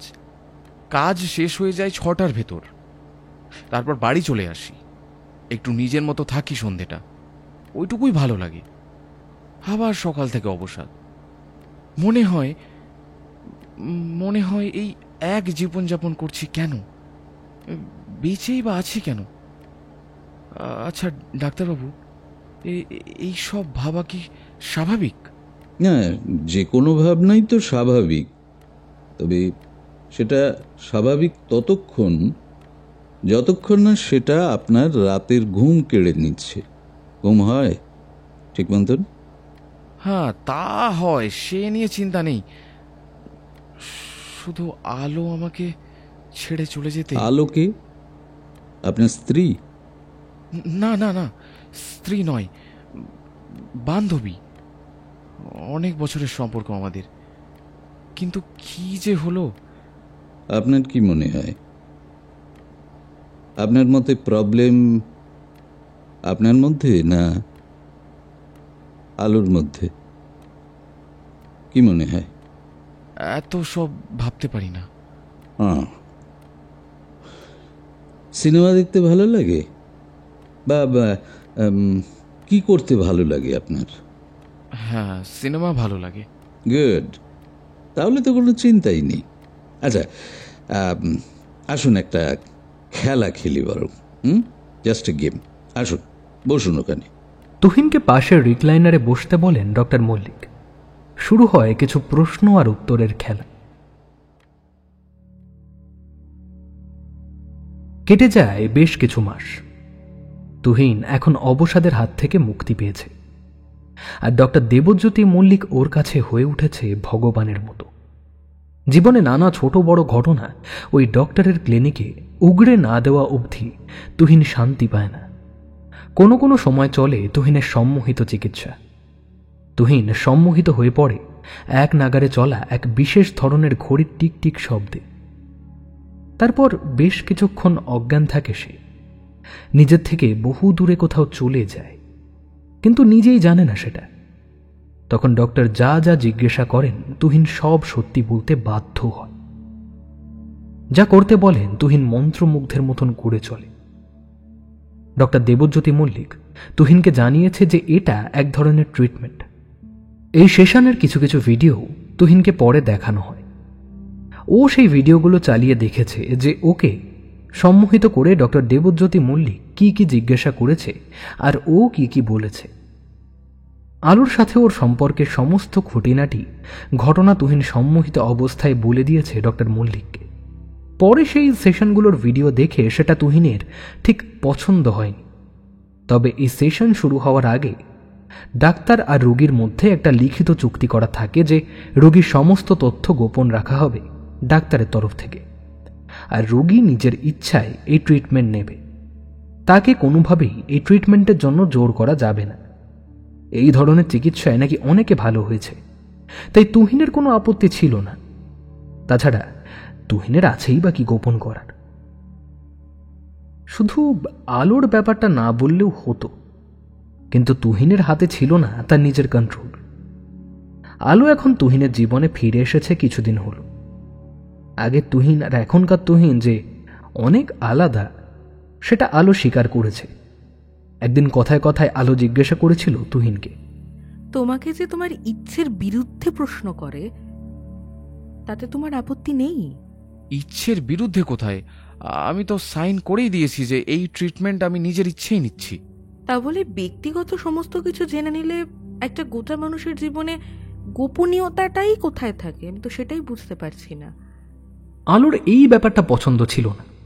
ভাগ্যিস তুহিন এটা আলোকে বলেনি যে ওদের সম্পর্কের সব কথাও ও বলে ফেলেছে, তাহলে আবার সম্পর্কটা নষ্ট হবে। তবে পরের ভিজিটে তুহিন বারবার ডাক্তারকে জিজ্ঞাসা করে নিয়েছে এটা গোপন থাকবে তো।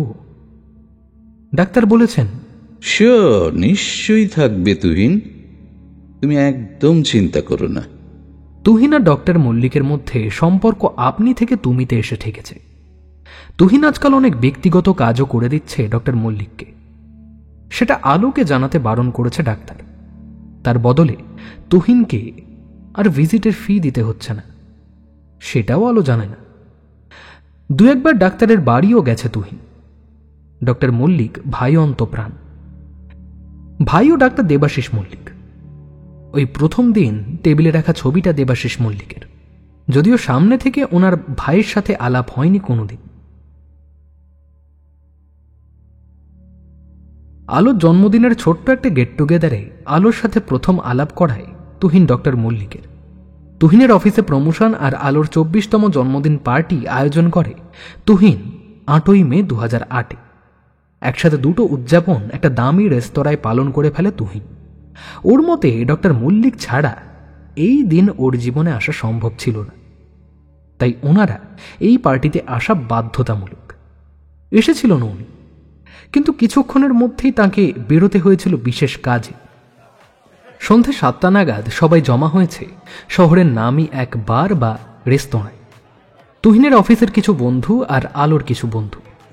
কিছুক্ষণের মধ্যেই প্রবল ঝড় বৃষ্টি শুরু হওয়াতে রেস্তোরাঁয় তেমন ভিড় জমা হয়নি। আলো নিজেকে ঠিক জুৎসই করে তুলতে পারছে না রেস্তোরাঁয়। বড্ড হাই প্রোফাইল লোকজন, ওদের ওঠা বসা অন্যরকম। যতজন জমা হয়েছে তাদের মধ্যে সদ্য কলেজ থেকে বেরোনো ছেলেমেয়ের সংখ্যাই বেশি। বোঝা যাচ্ছে এদের হাতে দরকারের চেয়ে বেশি পয়সা এসে গেছে। অন্য একদিকে এক টেবিলে গোল করে বসে সবাই কি যেন করছে। কিছু পাউডার টেবিলে ঢেলে কার্ড দিয়ে ভাগ করে নাক দিয়ে নস্যির মতন টেনে নেয়। এমনটা আলো সিনেমায় দেখেছে। এরা এভাবে ড্রাগ নেয়। অনেকে পাইপে করে কিছুটা টান মেরে এলিয়ে পড়ছে সোফায়। সহজ ভাষায় বলে গাঁজা খাওয়া। পরিবেশটা ভালো লাগছে না আলোর। তুহিন কেন এত খরচা করে এমন একটা জায়গায় এলো তাকে জানে। ঘণ্টা খানেকের মধ্যে ডক্টর মল্লিক এসে পড়েন। তুহিন যেন ওনার জন্যই অপেক্ষা করছিলেন। কেক কাটা অবধি পার্টি চলল বেশ রমরম। ডিনারের একটু আগেই ডক্টর মল্লিকের একটা ফোন আসে। কিছুক্ষণ কথা বলে কেটে দেন ফোন। জানান জরুরি দরকার এসে গেছে, ওনাকে বেরোতে হবে। সকলের থেকে বিদায় নিয়ে উনি এগিয়ে যান ওয়াশরুমের দিকে। তুহিনকে ডেকে নিয়ে যান ওয়াশরুমের দিকে, কিছু দরকারি কথা আছে বলে। ওয়াশরুম থেকে বেরোতে দুজনের সময় লাগে বেশ কিছুক্ষণ। তারপর প্রথমে ডাক্তারকে দেখা যায় হনহনিয়ে বেরিয়ে যেতে। তার 2-1 সেকেন্ড পরে তুহিনও বেরিয়ে যায়। তুহিনের হাঁটা চলা অদ্ভুত লাগে আলোর। আলো পেছন পেছন যায়, ডাকে তুহিনকে। তুহিন কোনো উত্তর না দিয়ে বেরিয়ে যায় গেট থেকে। এগিয়ে যায় গেটের সামনে হেডলাইট জ্বালানো একটা দামি গাড়ির দিকে। গাড়ির জানলা থেকে একটা রেইনকোট পরা হাত বেরোয়। তুহিন লোকটার থেকে একটা পার্সেল নেয়।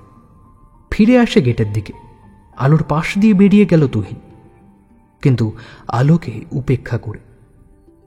আলোর মুখ থেকে হালকাভাবে ডাক বেরোলো আবার,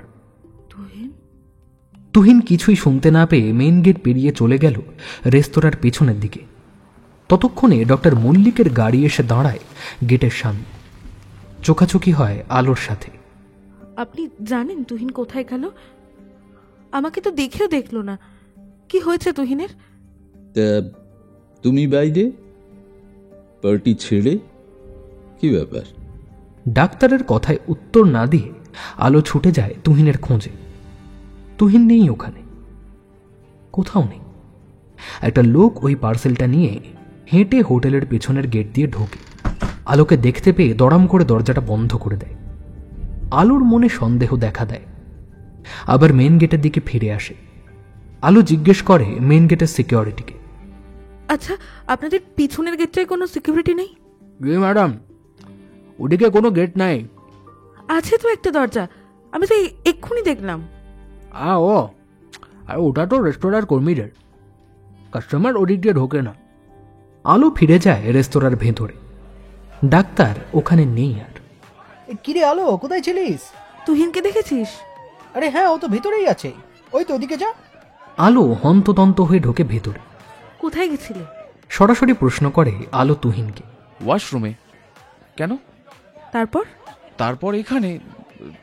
তুমি কোথায় ছিলে? তুহিন পাল্টা প্রশ্ন করে।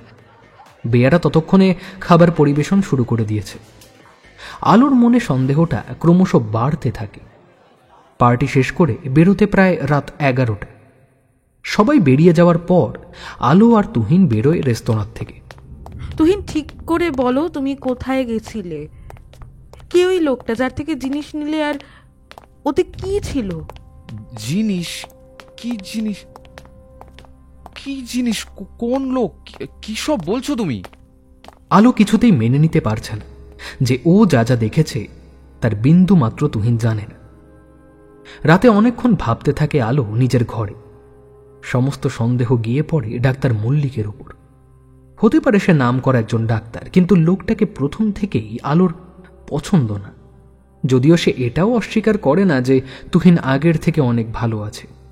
আবার অন্যদিকে তুহিনের ডাক্তারের ওপর অগাধ ভরসা আর নির্ভরশীলতা ওর একেবারে পছন্দ না। কিন্তু কিছু তো ব্যাপার আছে ডাক্তারের সাথে। ওয়াশরুম গেল, ওখানে অনেকক্ষণ সময় গেল, তারপর দুজন বেরিয়ে গেল। আলো ঠিক করে পরদিন সে ডক্টর মল্লিককে এ নিয়ে প্রশ্ন করবে, কিন্তু কিভাবে? নানা কথা ভাবতে ভাবতে সেদিন অনেক রাত অবধি আলো জেগে। ভোরের দিকে একটু চোখ লেগে আসে, কিন্তু বেশিক্ষণ ঘুমানোর সুযোগ পেল না আলো। একটা মেসেজে ঘুম ভেঙে যায়। একটা আননোন নাম্বার থেকে আসা মেসেজ। লেখা, See me in this address at 8 p.m. if possible. Dr. Mollik. আলো এমন কিছুই চাইছিল, কিন্তু কি বলবে সে ডক্টর মল্লিককে? সে কি আলোকে সব খুলে বলবে? যদি সে কিছু ভুল করে থাকে তাহলে নিজের জায়গা, নাম এসব রিস্কে ফেলে আলোকে কিছুই বলবে না। রাত 8টা অবধি অনেক সময়। আলো আর দেরি না করে উঠে পড়ে বিছানার থেকে। ফোন ঘেঁটে একটা নাম্বার ডায়াল করে।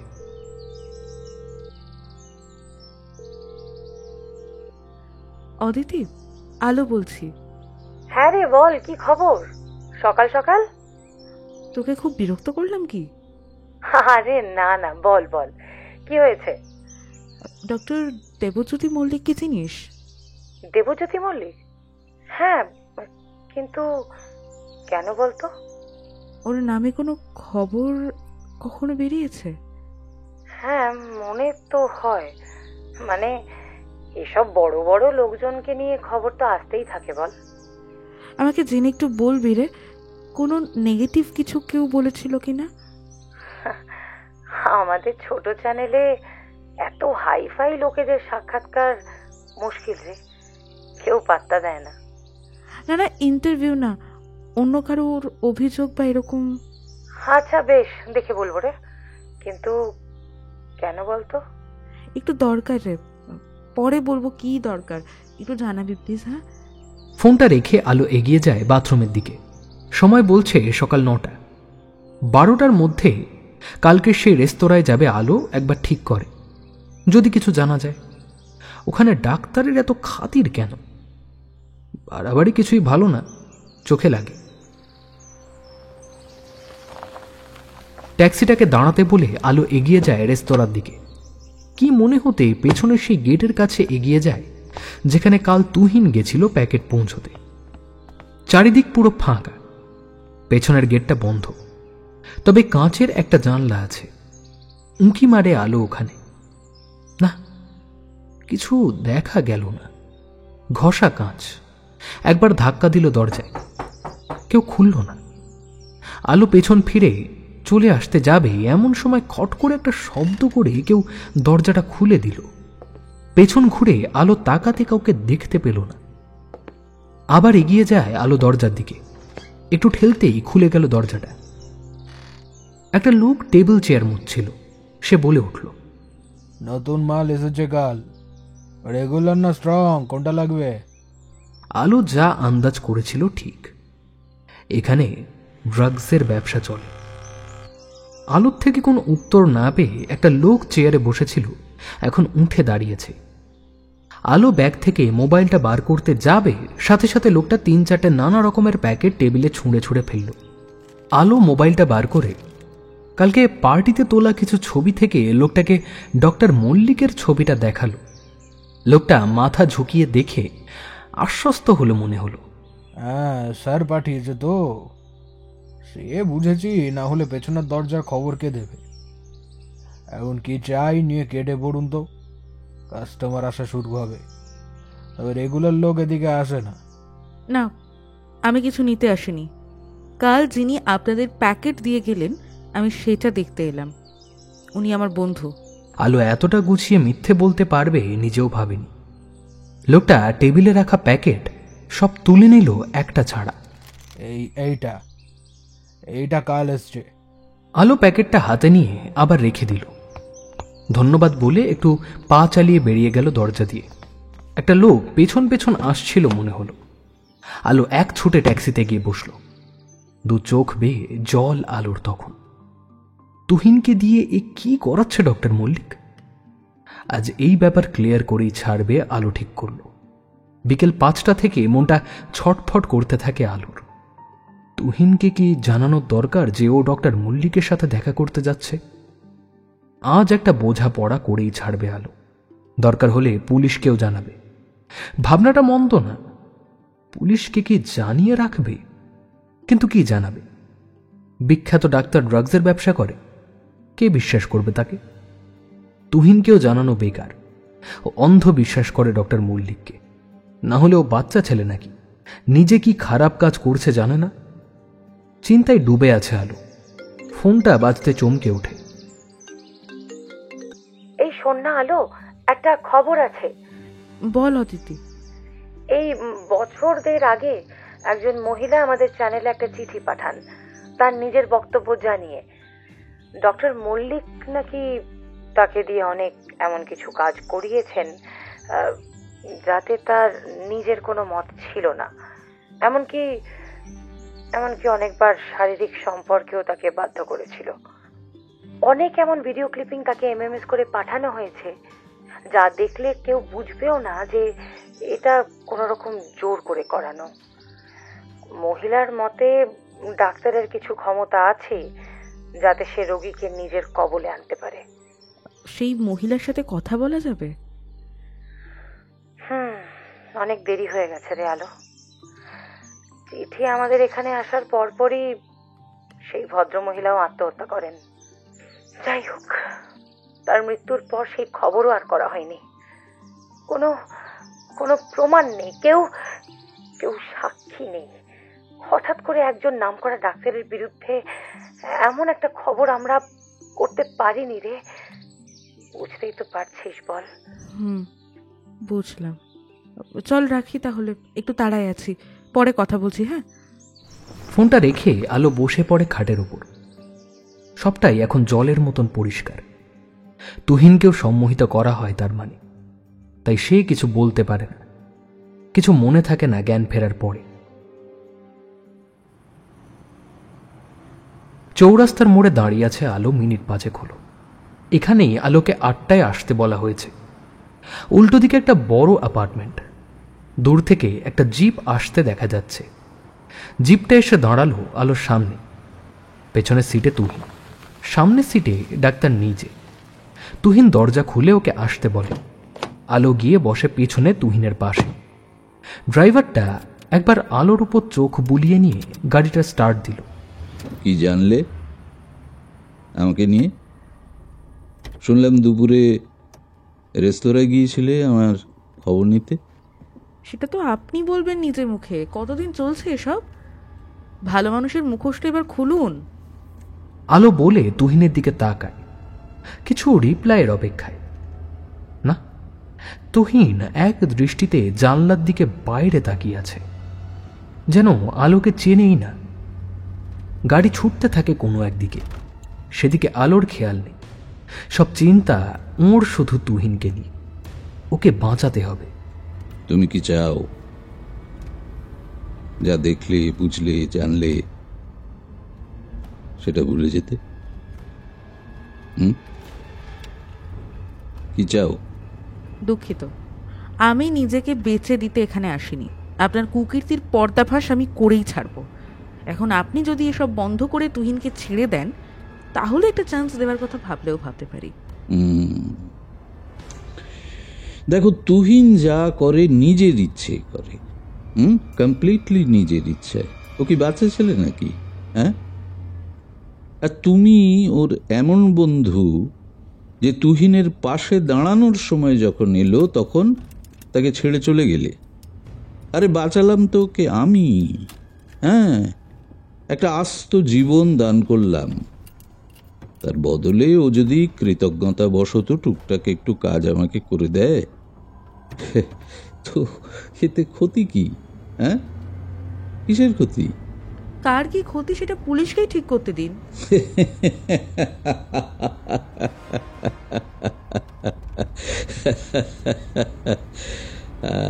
তুহিন, তুহিন দেখলে তুমি এতকাল কাকে বিশ্বাস করে বসে আছো? আলো বড্ড বাচ্চা মেয়ে তুমি। তোমার সাথে কি ব্যবহার করি সেটাই বুঝতে পারছি না। ছাড়ো, তোমাকে বরং তুহিনের হাতেই তুলে দিই। একটা ঘড়ির শব্দে টিকটিক রিংটোনে বেজে ওঠে তুহিনের মোবাইল ফোন। পরক্ষণে ডাক্তার বলে ওঠে, তুহিন রেডি? এবার তুহিন আলোর দিকে তাকালো একবার। আলোর কাছে সরে এসে পাশে গাড়ির দরজাটা খুলে দিতেই এক ধাক্কায় আলোকে গাড়ির থেকে ফেলে দিল।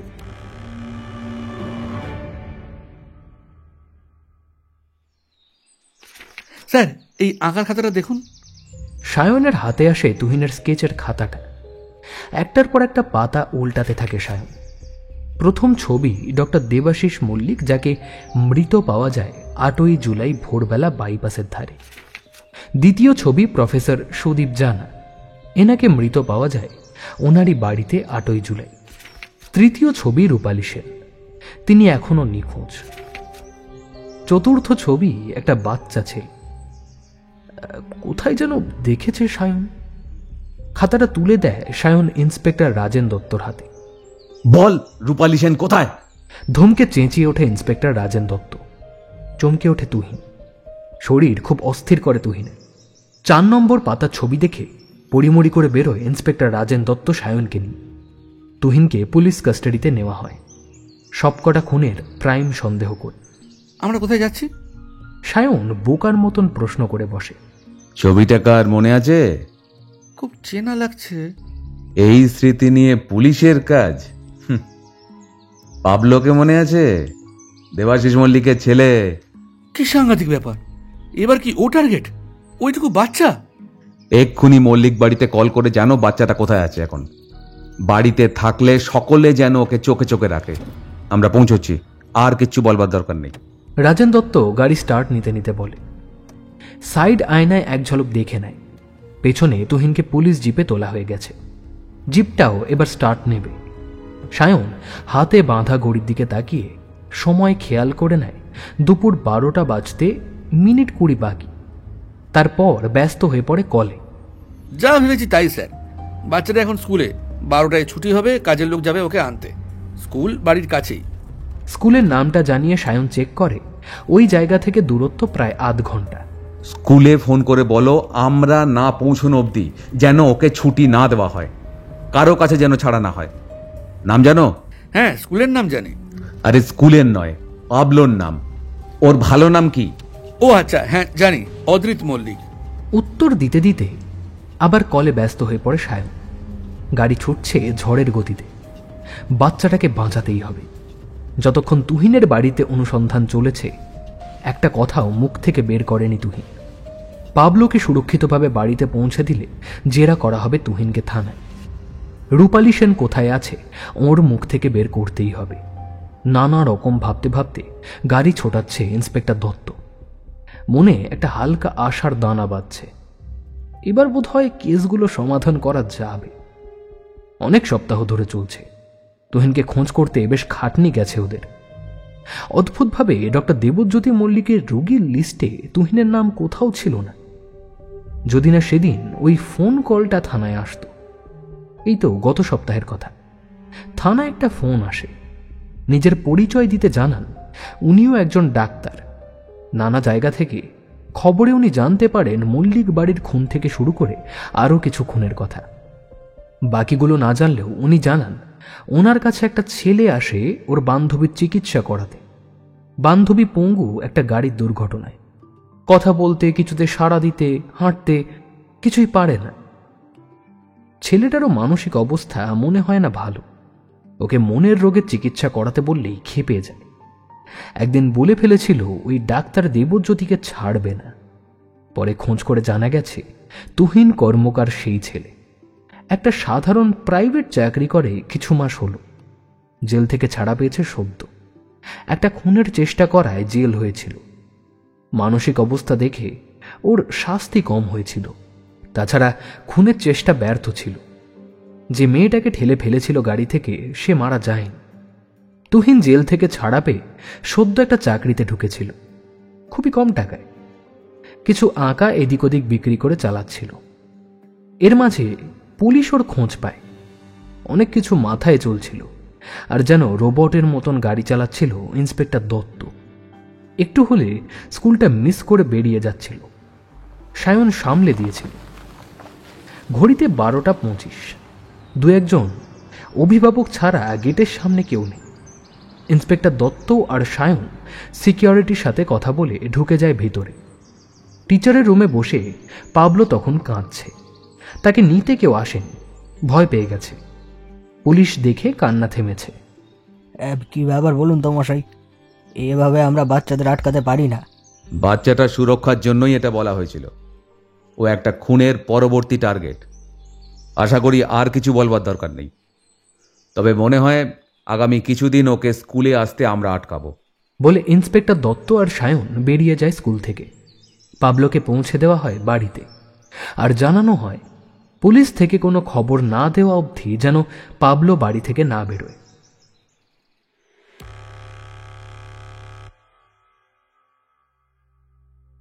ইন্টারোগেশন রুমে তুহিন টেবিলের একপাশে বসে ঝিমোতে থাকে। শরীর থেকে সব শক্তি যেন কেউ কেড়ে নিয়েছে। হাত দুটো বাঁধা শেকল দিয়ে। পেছনে একজন কনস্টেবল দাঁড়িয়ে। একটা জোরালো আলো ঘরটার ভিতরে একদিকটা এতটাই উজ্জ্বল করে রেখেছে, বাকি জায়গাগুলোকে অন্ধকার দেখাচ্ছে। ইন্সপেক্টর রাজেন দত্ত ঘরটায় ঢুকে দরাম করে দরজাটা বন্ধ করে দেয়। সমস্ত রাগ এখন ওর তুহিনের উপর। একে তো এমন মিনমিনে লোক সে একেবারে সহ্য করতে পারে না, তার উপর একটার পর একটা অপরাধ করেই চলেছে। এমন ভিজে বেড়াল টাইপের লোকগুলোর মাথায় এমন শয়তানের বাসা হয়। বল রূপালী সেন কোথায়? ছোট ঘরটার চার দেওয়ালের ধাক্কা খেয়ে যেন প্রশ্নটা আবার রাজেন দত্তর কাছেই ফিরে এলো। কি হবে জেনে? মহিলা কোথায়? আমি বলবো আপনারা তাকে খুঁজে বের করে ছেড়ে দেবেন, আর ওদিকে লোকটা আবার ফুর্তি মারবে। আলবাত ছেড়ে দেবো, আর তোকে ঝোলাবো ফাঁসিতে। মরা লোককে আবার মৃত্যুর ভয়। করুন করুন, আমাকে নিয়ে যা করার করুন। আর এত খোঁজাখুঁজির দরকার তো ছিল না, আমি নিজেই আসতাম। আমার টার্গেট শেষ। এত ক্রাইমের পর আমিও নিজে আর বেঁচে থাকতেও চাই না। শুধু আলোর একটা ব্যবস্থা না হওয়া অবধি। টার্গেট? তোর টার্গেট একটা 4 বছরের বাচ্চা? শালা জমের অরুচি তুই। তোকে জমও নিতে আসবে না। না, পাবলোকে আমি মারতাম না, ওটা শুধু ভয় দেখানোর জন্য রেখে দিতাম নিজের কাছে। সবাই এমন ন্যাকা সাজে এই ঘরে এলে, বল সবটা ঠিক মতন। জোরালো আলোটা তুহিনের মুখের উপরে ঘুরিয়ে ধরতেই মাথা নিচু করে গুঁজে বসে তুহিন।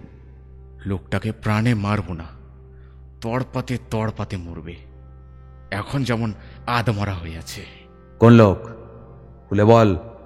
মল্লিক, ওই ডাক্তার মল্লিক, দেবজ্যোতি মল্লিক 1 নম্বরের কসাই। ওনাকে আবার ডাক্তার, শেষ করে দিল আমার জীবনটা, আমার আলোর জীবনটাও শেষ করে দিল। আলোকে? বিকম ফাইনাল ইয়ার যখন আমার আলাপ হয় আলোর সাথে, আমাদেরই কলেজে ভর্তি হয় ইকোনমিক্স নিয়ে। খুব ভালো মেয়ে, খুব খুব ভালো মেয়ে। কলেজ ক্যান্টিনে দেখা হয়েছিল প্রথমবার, আলাপ থেকে ধীরে ধীরে বন্ধুত্ব হয়, পরে দুজনকে ভালোবেসে ফেলি। সাধারণ ঘরের মেয়ে স্যার, ছোটবেলায় মা মারা যায় আর ইদানিং বাবা, কেউ নেই ওর স্যার। আমার কিছু হলে ওর ট্রিটমেন্ট থেমে যাবে, মেয়েটা মরে যাবে স্যার, মরে যাবে। আর এই ট্রিটমেন্টটা কিসের? পক্ষাঘাত। সেটা আমারই জন্য। আমি ধাক্কা দিয়ে ফেলে দিই ওকে গাড়ি থেকে, ওই শালা ডাক্তারের কথায়। মানে? ইন্সপেক্টর রাজেন দত্তের মনে পড়ে ওই ডাক্তারের কথা, যে বলেছিল তুহিন ট্রিটমেন্টে আসে একটা মেয়েকে নিয়ে। বিকম পাশ করে চাকরি খুঁজছিলাম, একদিন দুম করে বাবা মারা গেলেন, কার্ডিয়াক অ্যারেস্ট। 7 দিনের মাথায় মাও একই কারণে। ছোট থেকে সবাই বলতো আমি নাকি একদম ভীতু মানুষ, জানেন। মানতাম না কথাটা, কিন্তু সেদিনের পর থেকে মনে হলো লোকজন তো ঠিকই বলে। সব কিছুতে একটা কেমন ভয় আসত, মৃত্যু ভয়, অন্ধকারে ভয়, সম্পর্কে ভয়। আলোর থেকে নিজেকে দূরে দূরে রাখতাম। মনে হতো ও যদি মরে যায়, আমি যদি মরে যাই। অনেক বোঝাতো আলো, বুঝেও কেমন বুঝতাম না যেন। একদিন হেরে গিয়ে ও আমাকে ছেড়ে দিল। একটা বিষণ্ণতা, অবসাদ ঘিরে থাকতো আমাকে। চাকরি জয়েন করলাম, শুধু অফিস আর বাড়ি এই চলতে থাকলো। অফিসের একজন এক মনোরোগ বিশেষজ্ঞর খোঁজ দিল, তা সাহস করে একদিন তার কাছে চলেও গেলাম। সেই ডাক্তারি যে আমার জীবনের কাল হবে সে কি আর জানতাম। অবাক করা ট্রিটমেন্ট করতো, জানেন। প্রথম কিছুদিনের মধ্যে আমি ভালো হতে শুরু করি, আলোর কাছে ফিরে যাই। আলো বারবার বলতো এই ডাক্তারকে তার পছন্দ না। আমি কিন্তু মানতে পারতাম না। মনে হতো এই ডাক্তারই তো আমাকে নতুন জন্ম দিল। বেশ কিছুবার গেছি ওর বাড়িতে, ভাই অন্ত প্রাণ এই ডাক্তারের। কিন্তু ভাইকে কোনোদিন আমি সামনে থেকে দেখিনি, একটাই শুধু ছবি দেখেছিলাম। বেশ কিছু সময় ধরে আমার ট্রিটমেন্ট চলছিল। তারপর বলল একটা নতুন ধরনের ট্রিটমেন্ট হবে, তাতে আমার সই চাই। করে দিলাম। সামনে একটা ঘড়ি রাখা হতো, ওদিকে তাকিয়ে থাকতে বলা হতো সবসময়। বলতো ঘড়ির শব্দকে শুধু লক্ষ্য করতে। এমন করতে করতে আমি কেমন অবশ হয়ে যেতাম। আমার নিজের উপর থেকে কন্ট্রোল হারিয়ে যেত। আমি জানতাম না কি করছি, যা বলতো করতে তাই করতাম। সেই রাতে আমি আলোকে ধাক্কা দিই, জানেন। আমি জানতাম না আমি কি করলাম। জ্ঞান ফিরতেই আমি আলোর খবর জিজ্ঞেস করাতে আমাকে ভিডিও দেখাই। তাতে দেখি আমি নাকি নিজে ওকে ফেলে দিলাম। হ্যাঁ, সত্যি, এই নিজের হাতে আমি আমার আলোকে। বলল ওর কাজ একইভাবে করে গেলে এই ভিডিও পুলিশকে দেবে না। আমি তখনও জানতাম না আমি কি কাজ করছি ওর হয়ে, অথবা অথবা কি কাজ করি। ওর কাছে আমি ট্রিটমেন্ট করতে যাওয়া বন্ধ করে দিলাম। আলোর খোঁজ পাই ওর বন্ধুর থেকে। আলোকে হাসপাতালে নিয়ে যাওয়া হয়েছিল। একজন পথচারী ওকে আহত অবস্থায় রাস্তায় পড়ে থাকতে দেখে হাসপাতালে ভর্তি করে। ওর ব্যাগে মোবাইল থেকে আমাকে কল করা হয়েছিল। জানি না, আমি কোনোভাবে না সেই ফোন পাইনি। কোথায় ছিল ফোন আমি কিছু মনে করতেও পারছি না। পরের দিন আমাকে আলোর বন্ধু অদিতি ফোন করে জানায় আলোর অবস্থা। অদিতিকে আমিও চিনি, ও ছিল কলেজ থেকে আলোর বন্ধু। আলো নাকি দুর্ঘটনার দিন অদিতিকে ফোন করে ডাক্তারের খোঁজ নিয়েছিল। মানে আলো কিছু সন্দেহ করেছিল বা কিছু জেনে ফেলেছিল। তাও ওকে রাস্তা থেকে সরানোর প্ল্যান করলো শয়তানটা আমাকে মাধ্যম করে। আমিও নিজের মতো করে খোঁজ চালাচ্ছিলাম ডাক্তারের বিরুদ্ধে। সেটা জানতে পেরে হাসপাতালে লোক লাগিয়ে আলোকে মারার চেষ্টা করেছিল, কিন্তু পারেনি। ডাক্তার বলে কেউ সন্দেহ করেনি, কিন্তু আমি বুঝেছিলাম এইভাবে ওকে শেষ করা যাবে না। প্লিজ জানাবেন না ওকে রূপালী ম্যাম বেঁচে আছে, ওর কোনো ক্ষতি আমি করিনি। কিন্তু জানুক ওই শয়তানটা যে একে একে ওর সব কাছের লোক শেষ হয়ে গেছে। কাকে কিভাবে শাস্তি দিতে হয় সেটা পুলিশ ঠিক করবে, তুই না। বল রূপালী সেন কোথায়? আর বাকি দুটো খুনের কি দরকার ছিল? এইভাবে লুকিয়ে রাখলেই তো হতো। কি যে বলেন স্যার, অমন থ্যাতলানো খাবলানো নিজের লোকের বডি দেখাতে না পারলে আর প্রতিশোধ কোথায়? সজোরে এক ঘা লাগায় ইন্সপেক্টর রাজেন দত্ত তুহিনের গালে।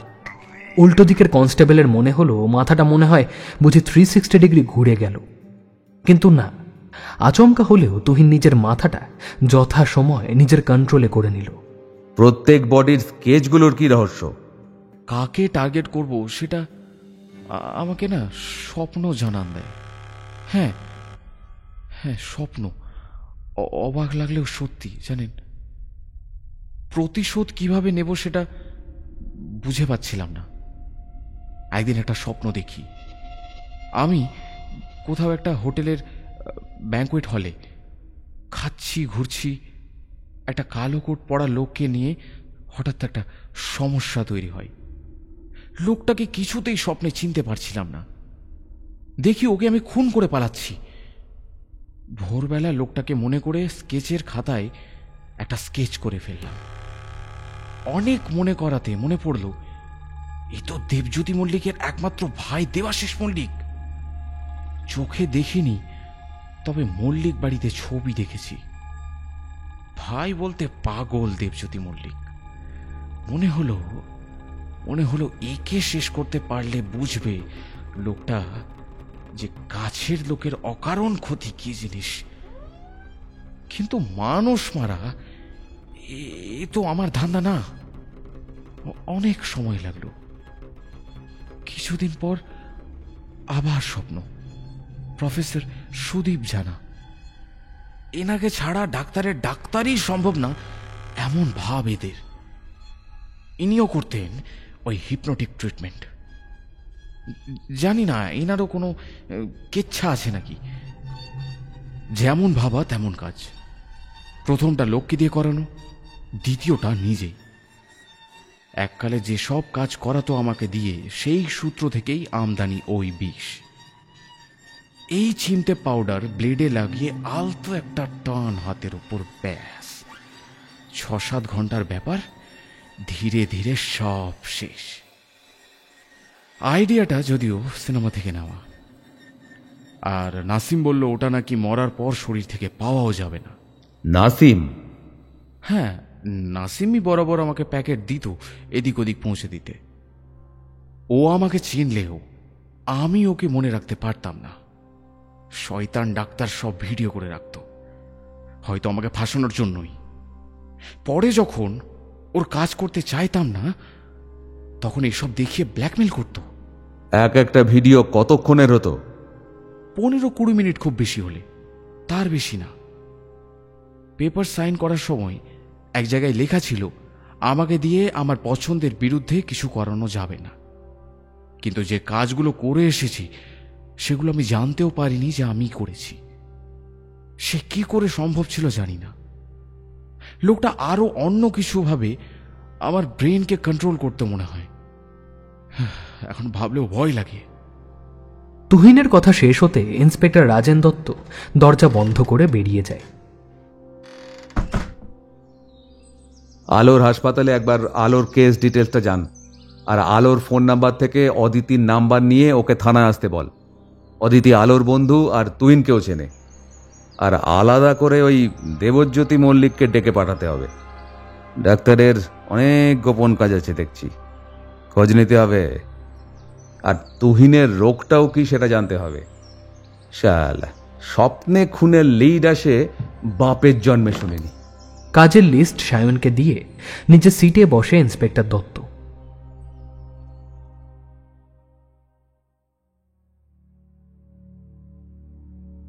ইন্সপেক্টর রাজেন দত্ত এবার কেস শেষ হতেই একটা লম্বা দিন সাথে ছুটি নিয়ে নিয়েছে। চৈতি মানে ইন্সপেক্টর দত্তের স্ত্রী বেশ খুশি। শেষ কবে যে ওরা বেড়াতে গিয়েছিল তার ঠিক নেই। এবারে ভ্রমণ একেবারে নর্থ সিকিম। চৈতি ব্যাগ গোছাতে গোছাতে কিছু বলল রাজেনকে। তা যাকে বলছে তার কোথাও কোনো মন নেই। সে একটা সিগারেটের ধোঁয়া ছাড়তে ছাড়তে ভেবে চলেছে তুহিনের কথা। কেস শেষ হয়েও যেন শেষের মতন হলো না। অদিতির থেকে জানা গেল আলো সত্যি ওই ডাক্তারকে নিয়ে কিছু সন্দেহ করছিল, কিন্তু সেটা কি আর বলার সময় পেল না। অদিতি তুহিনকে চেনে কলেজের সময় থেকে। হ্যাঁ, একটু চুপচাপ ধরনের ছেলে আর খুব সৎ। এর বেশি আলোর মুখে আর কিছু শোনেনি অদিতি। আর তুহিনের চিকিৎসা সম্বন্ধে কিছুই জানে না অদিতি। ডাক্তার দেবজ্যোতি মল্লিক যে খুব একটা ধোয়া তুলসী পাতা নন সেটাও অদিতি বলেছে। একজন মহিলা ওর বিরুদ্ধে ওদের চ্যানেলে চিঠি দিয়েছিল। এছাড়া খোঁজ নিতে ধরা পড়েছে শহরের নাম করা রেস্তোরাঁয় নিয়মিত লোক পাঠিয়ে ড্রাগসের সাপ্লাই করছিল দেবজ্যোতি মল্লিক। নিজে কিছুতেই প্রত্যক্ষভাবে না থাকলেও ওর আন্ডারে কাজ করা লোকেদের দিয়ে এসব পাচার করত, যার মধ্যে তুহিনও ছিল। হিপনোটিকের ট্রিটমেন্ট চালাতো ডাক্তার, যাতে রোগীর সমস্ত কন্ট্রোল তার নিজের হাতে থাকত। এভাবে অনেক কাজ সে করিয়ে সেগুলোর ভিডিও করে রাখত। দরকারে সেটা দিয়ে ব্ল্যাকমেল করত। এক্ষেত্রেও তুহিন এভাবে ফেঁসে গেছিল। সমস্ত ভিডিও ডাক্তারের চেম্বারে গুপ্ত জায়গায় রাখা একটা ল্যাপটপ থেকে পাওয়া গেছে। কিন্তু যেহেতু কোনো অপরাধের সাথে ডাক্তারের সরাসরি কোনো যোগাযোগ পাওয়া যায়নি, তাই তাকে শাস্তিও দেওয়া যায়নি এখনো। তবে কেস কোর্টে যাবে। সাময়িকভাবে তার লাইসেন্স বাজেয়াপ্ত করা হয়েছে। সে আর ডাক্তারি করতে পারবে না কোর্ট থেকে নির্দেশ আসা অবধি। আর তুহিন, ওর শাস্তি বাঁধা দুটো খুনের জন্য। তবে এমন লোক পৃথিবীতে বিরল। দেবজ্যোতি মল্লিক জানিয়েছিলেন তুহিনের স্বপ্ন কন্ট্রোল করারও ক্ষমতা আছে। সে নিজের ইচ্ছে স্বপ্নের মাধ্যমে দেখতে পায়। এমন একটা ছেলের এই পরিণতি। কোথাও যেন একটা সহানুভূতি কাজ করছিল তুহিনের জন্য রাজেন দত্তর। তবে এমন এমন লোককেও টার্গেট করেছে যাতে করে সত্যি দেবজ্যোতি মল্লিককে ভেতর থেকে খালি করে দেওয়া সম্ভব হয়েছে। সে প্রায় পুরোটাই ভেঙে পড়েছিল। তুহিনের শাস্তি ঠিক কি হবে সেটা কোর্ট ঠিক করবে। তবে যেহেতু মানসিকভাবে বিপর্যস্ত, তাই মৃত্যুদণ্ড নাও হতে পারে। প্রথম খুন করেছিল তুহিন লোক দিয়ে। সেই লোকটাও ধরা পড়েছে হাজতে। আর প্রফেসর সুদীপ জানার বাড়ি থেকে সেই রঞ্জন এখন গায়েব। তাকে খোঁজা চলছে। কেন সেটা ওকে না পাওয়া গেলে বোঝা মুশকিল।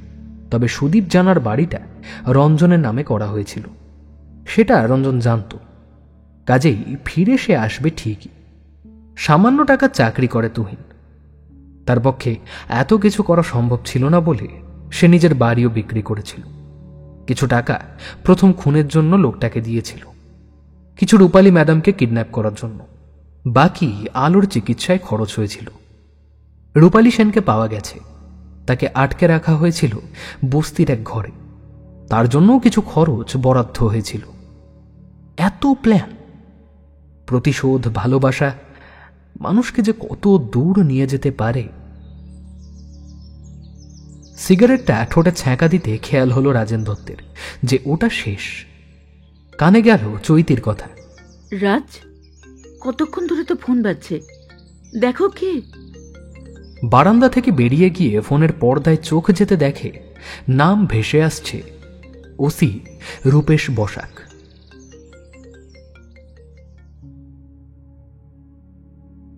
কেমন লাগলো আজকের গল্প জানাতে ভুলবেন না আপনাদের মূল্যবান কমেন্টসের মাধ্যমে। আর যদি খুব ভালো লেগে থাকে চ্যানেলটি সাবস্ক্রাইব করে পাশে থাকা বেল আইকনটি অবশ্যই প্রেস করে দেবেন, তাতে আমরা যখনই নতুন ভিডিও আপলোড করব আপনাদের কাছে নোটিফিকেশন পৌঁছে যায়। তবে আজকের জন্য এটুকুই, ফিরছি আসছে শুক্রবার আপনাদের জন্য আপনাদের প্রিয় গল্প অর্থাৎ অপারেশন রেড রোজ সিজন 2 নিয়ে। ততক্ষণ সঙ্গে থাকুন, শুনতে থাকুন রাজদেবী 2.0।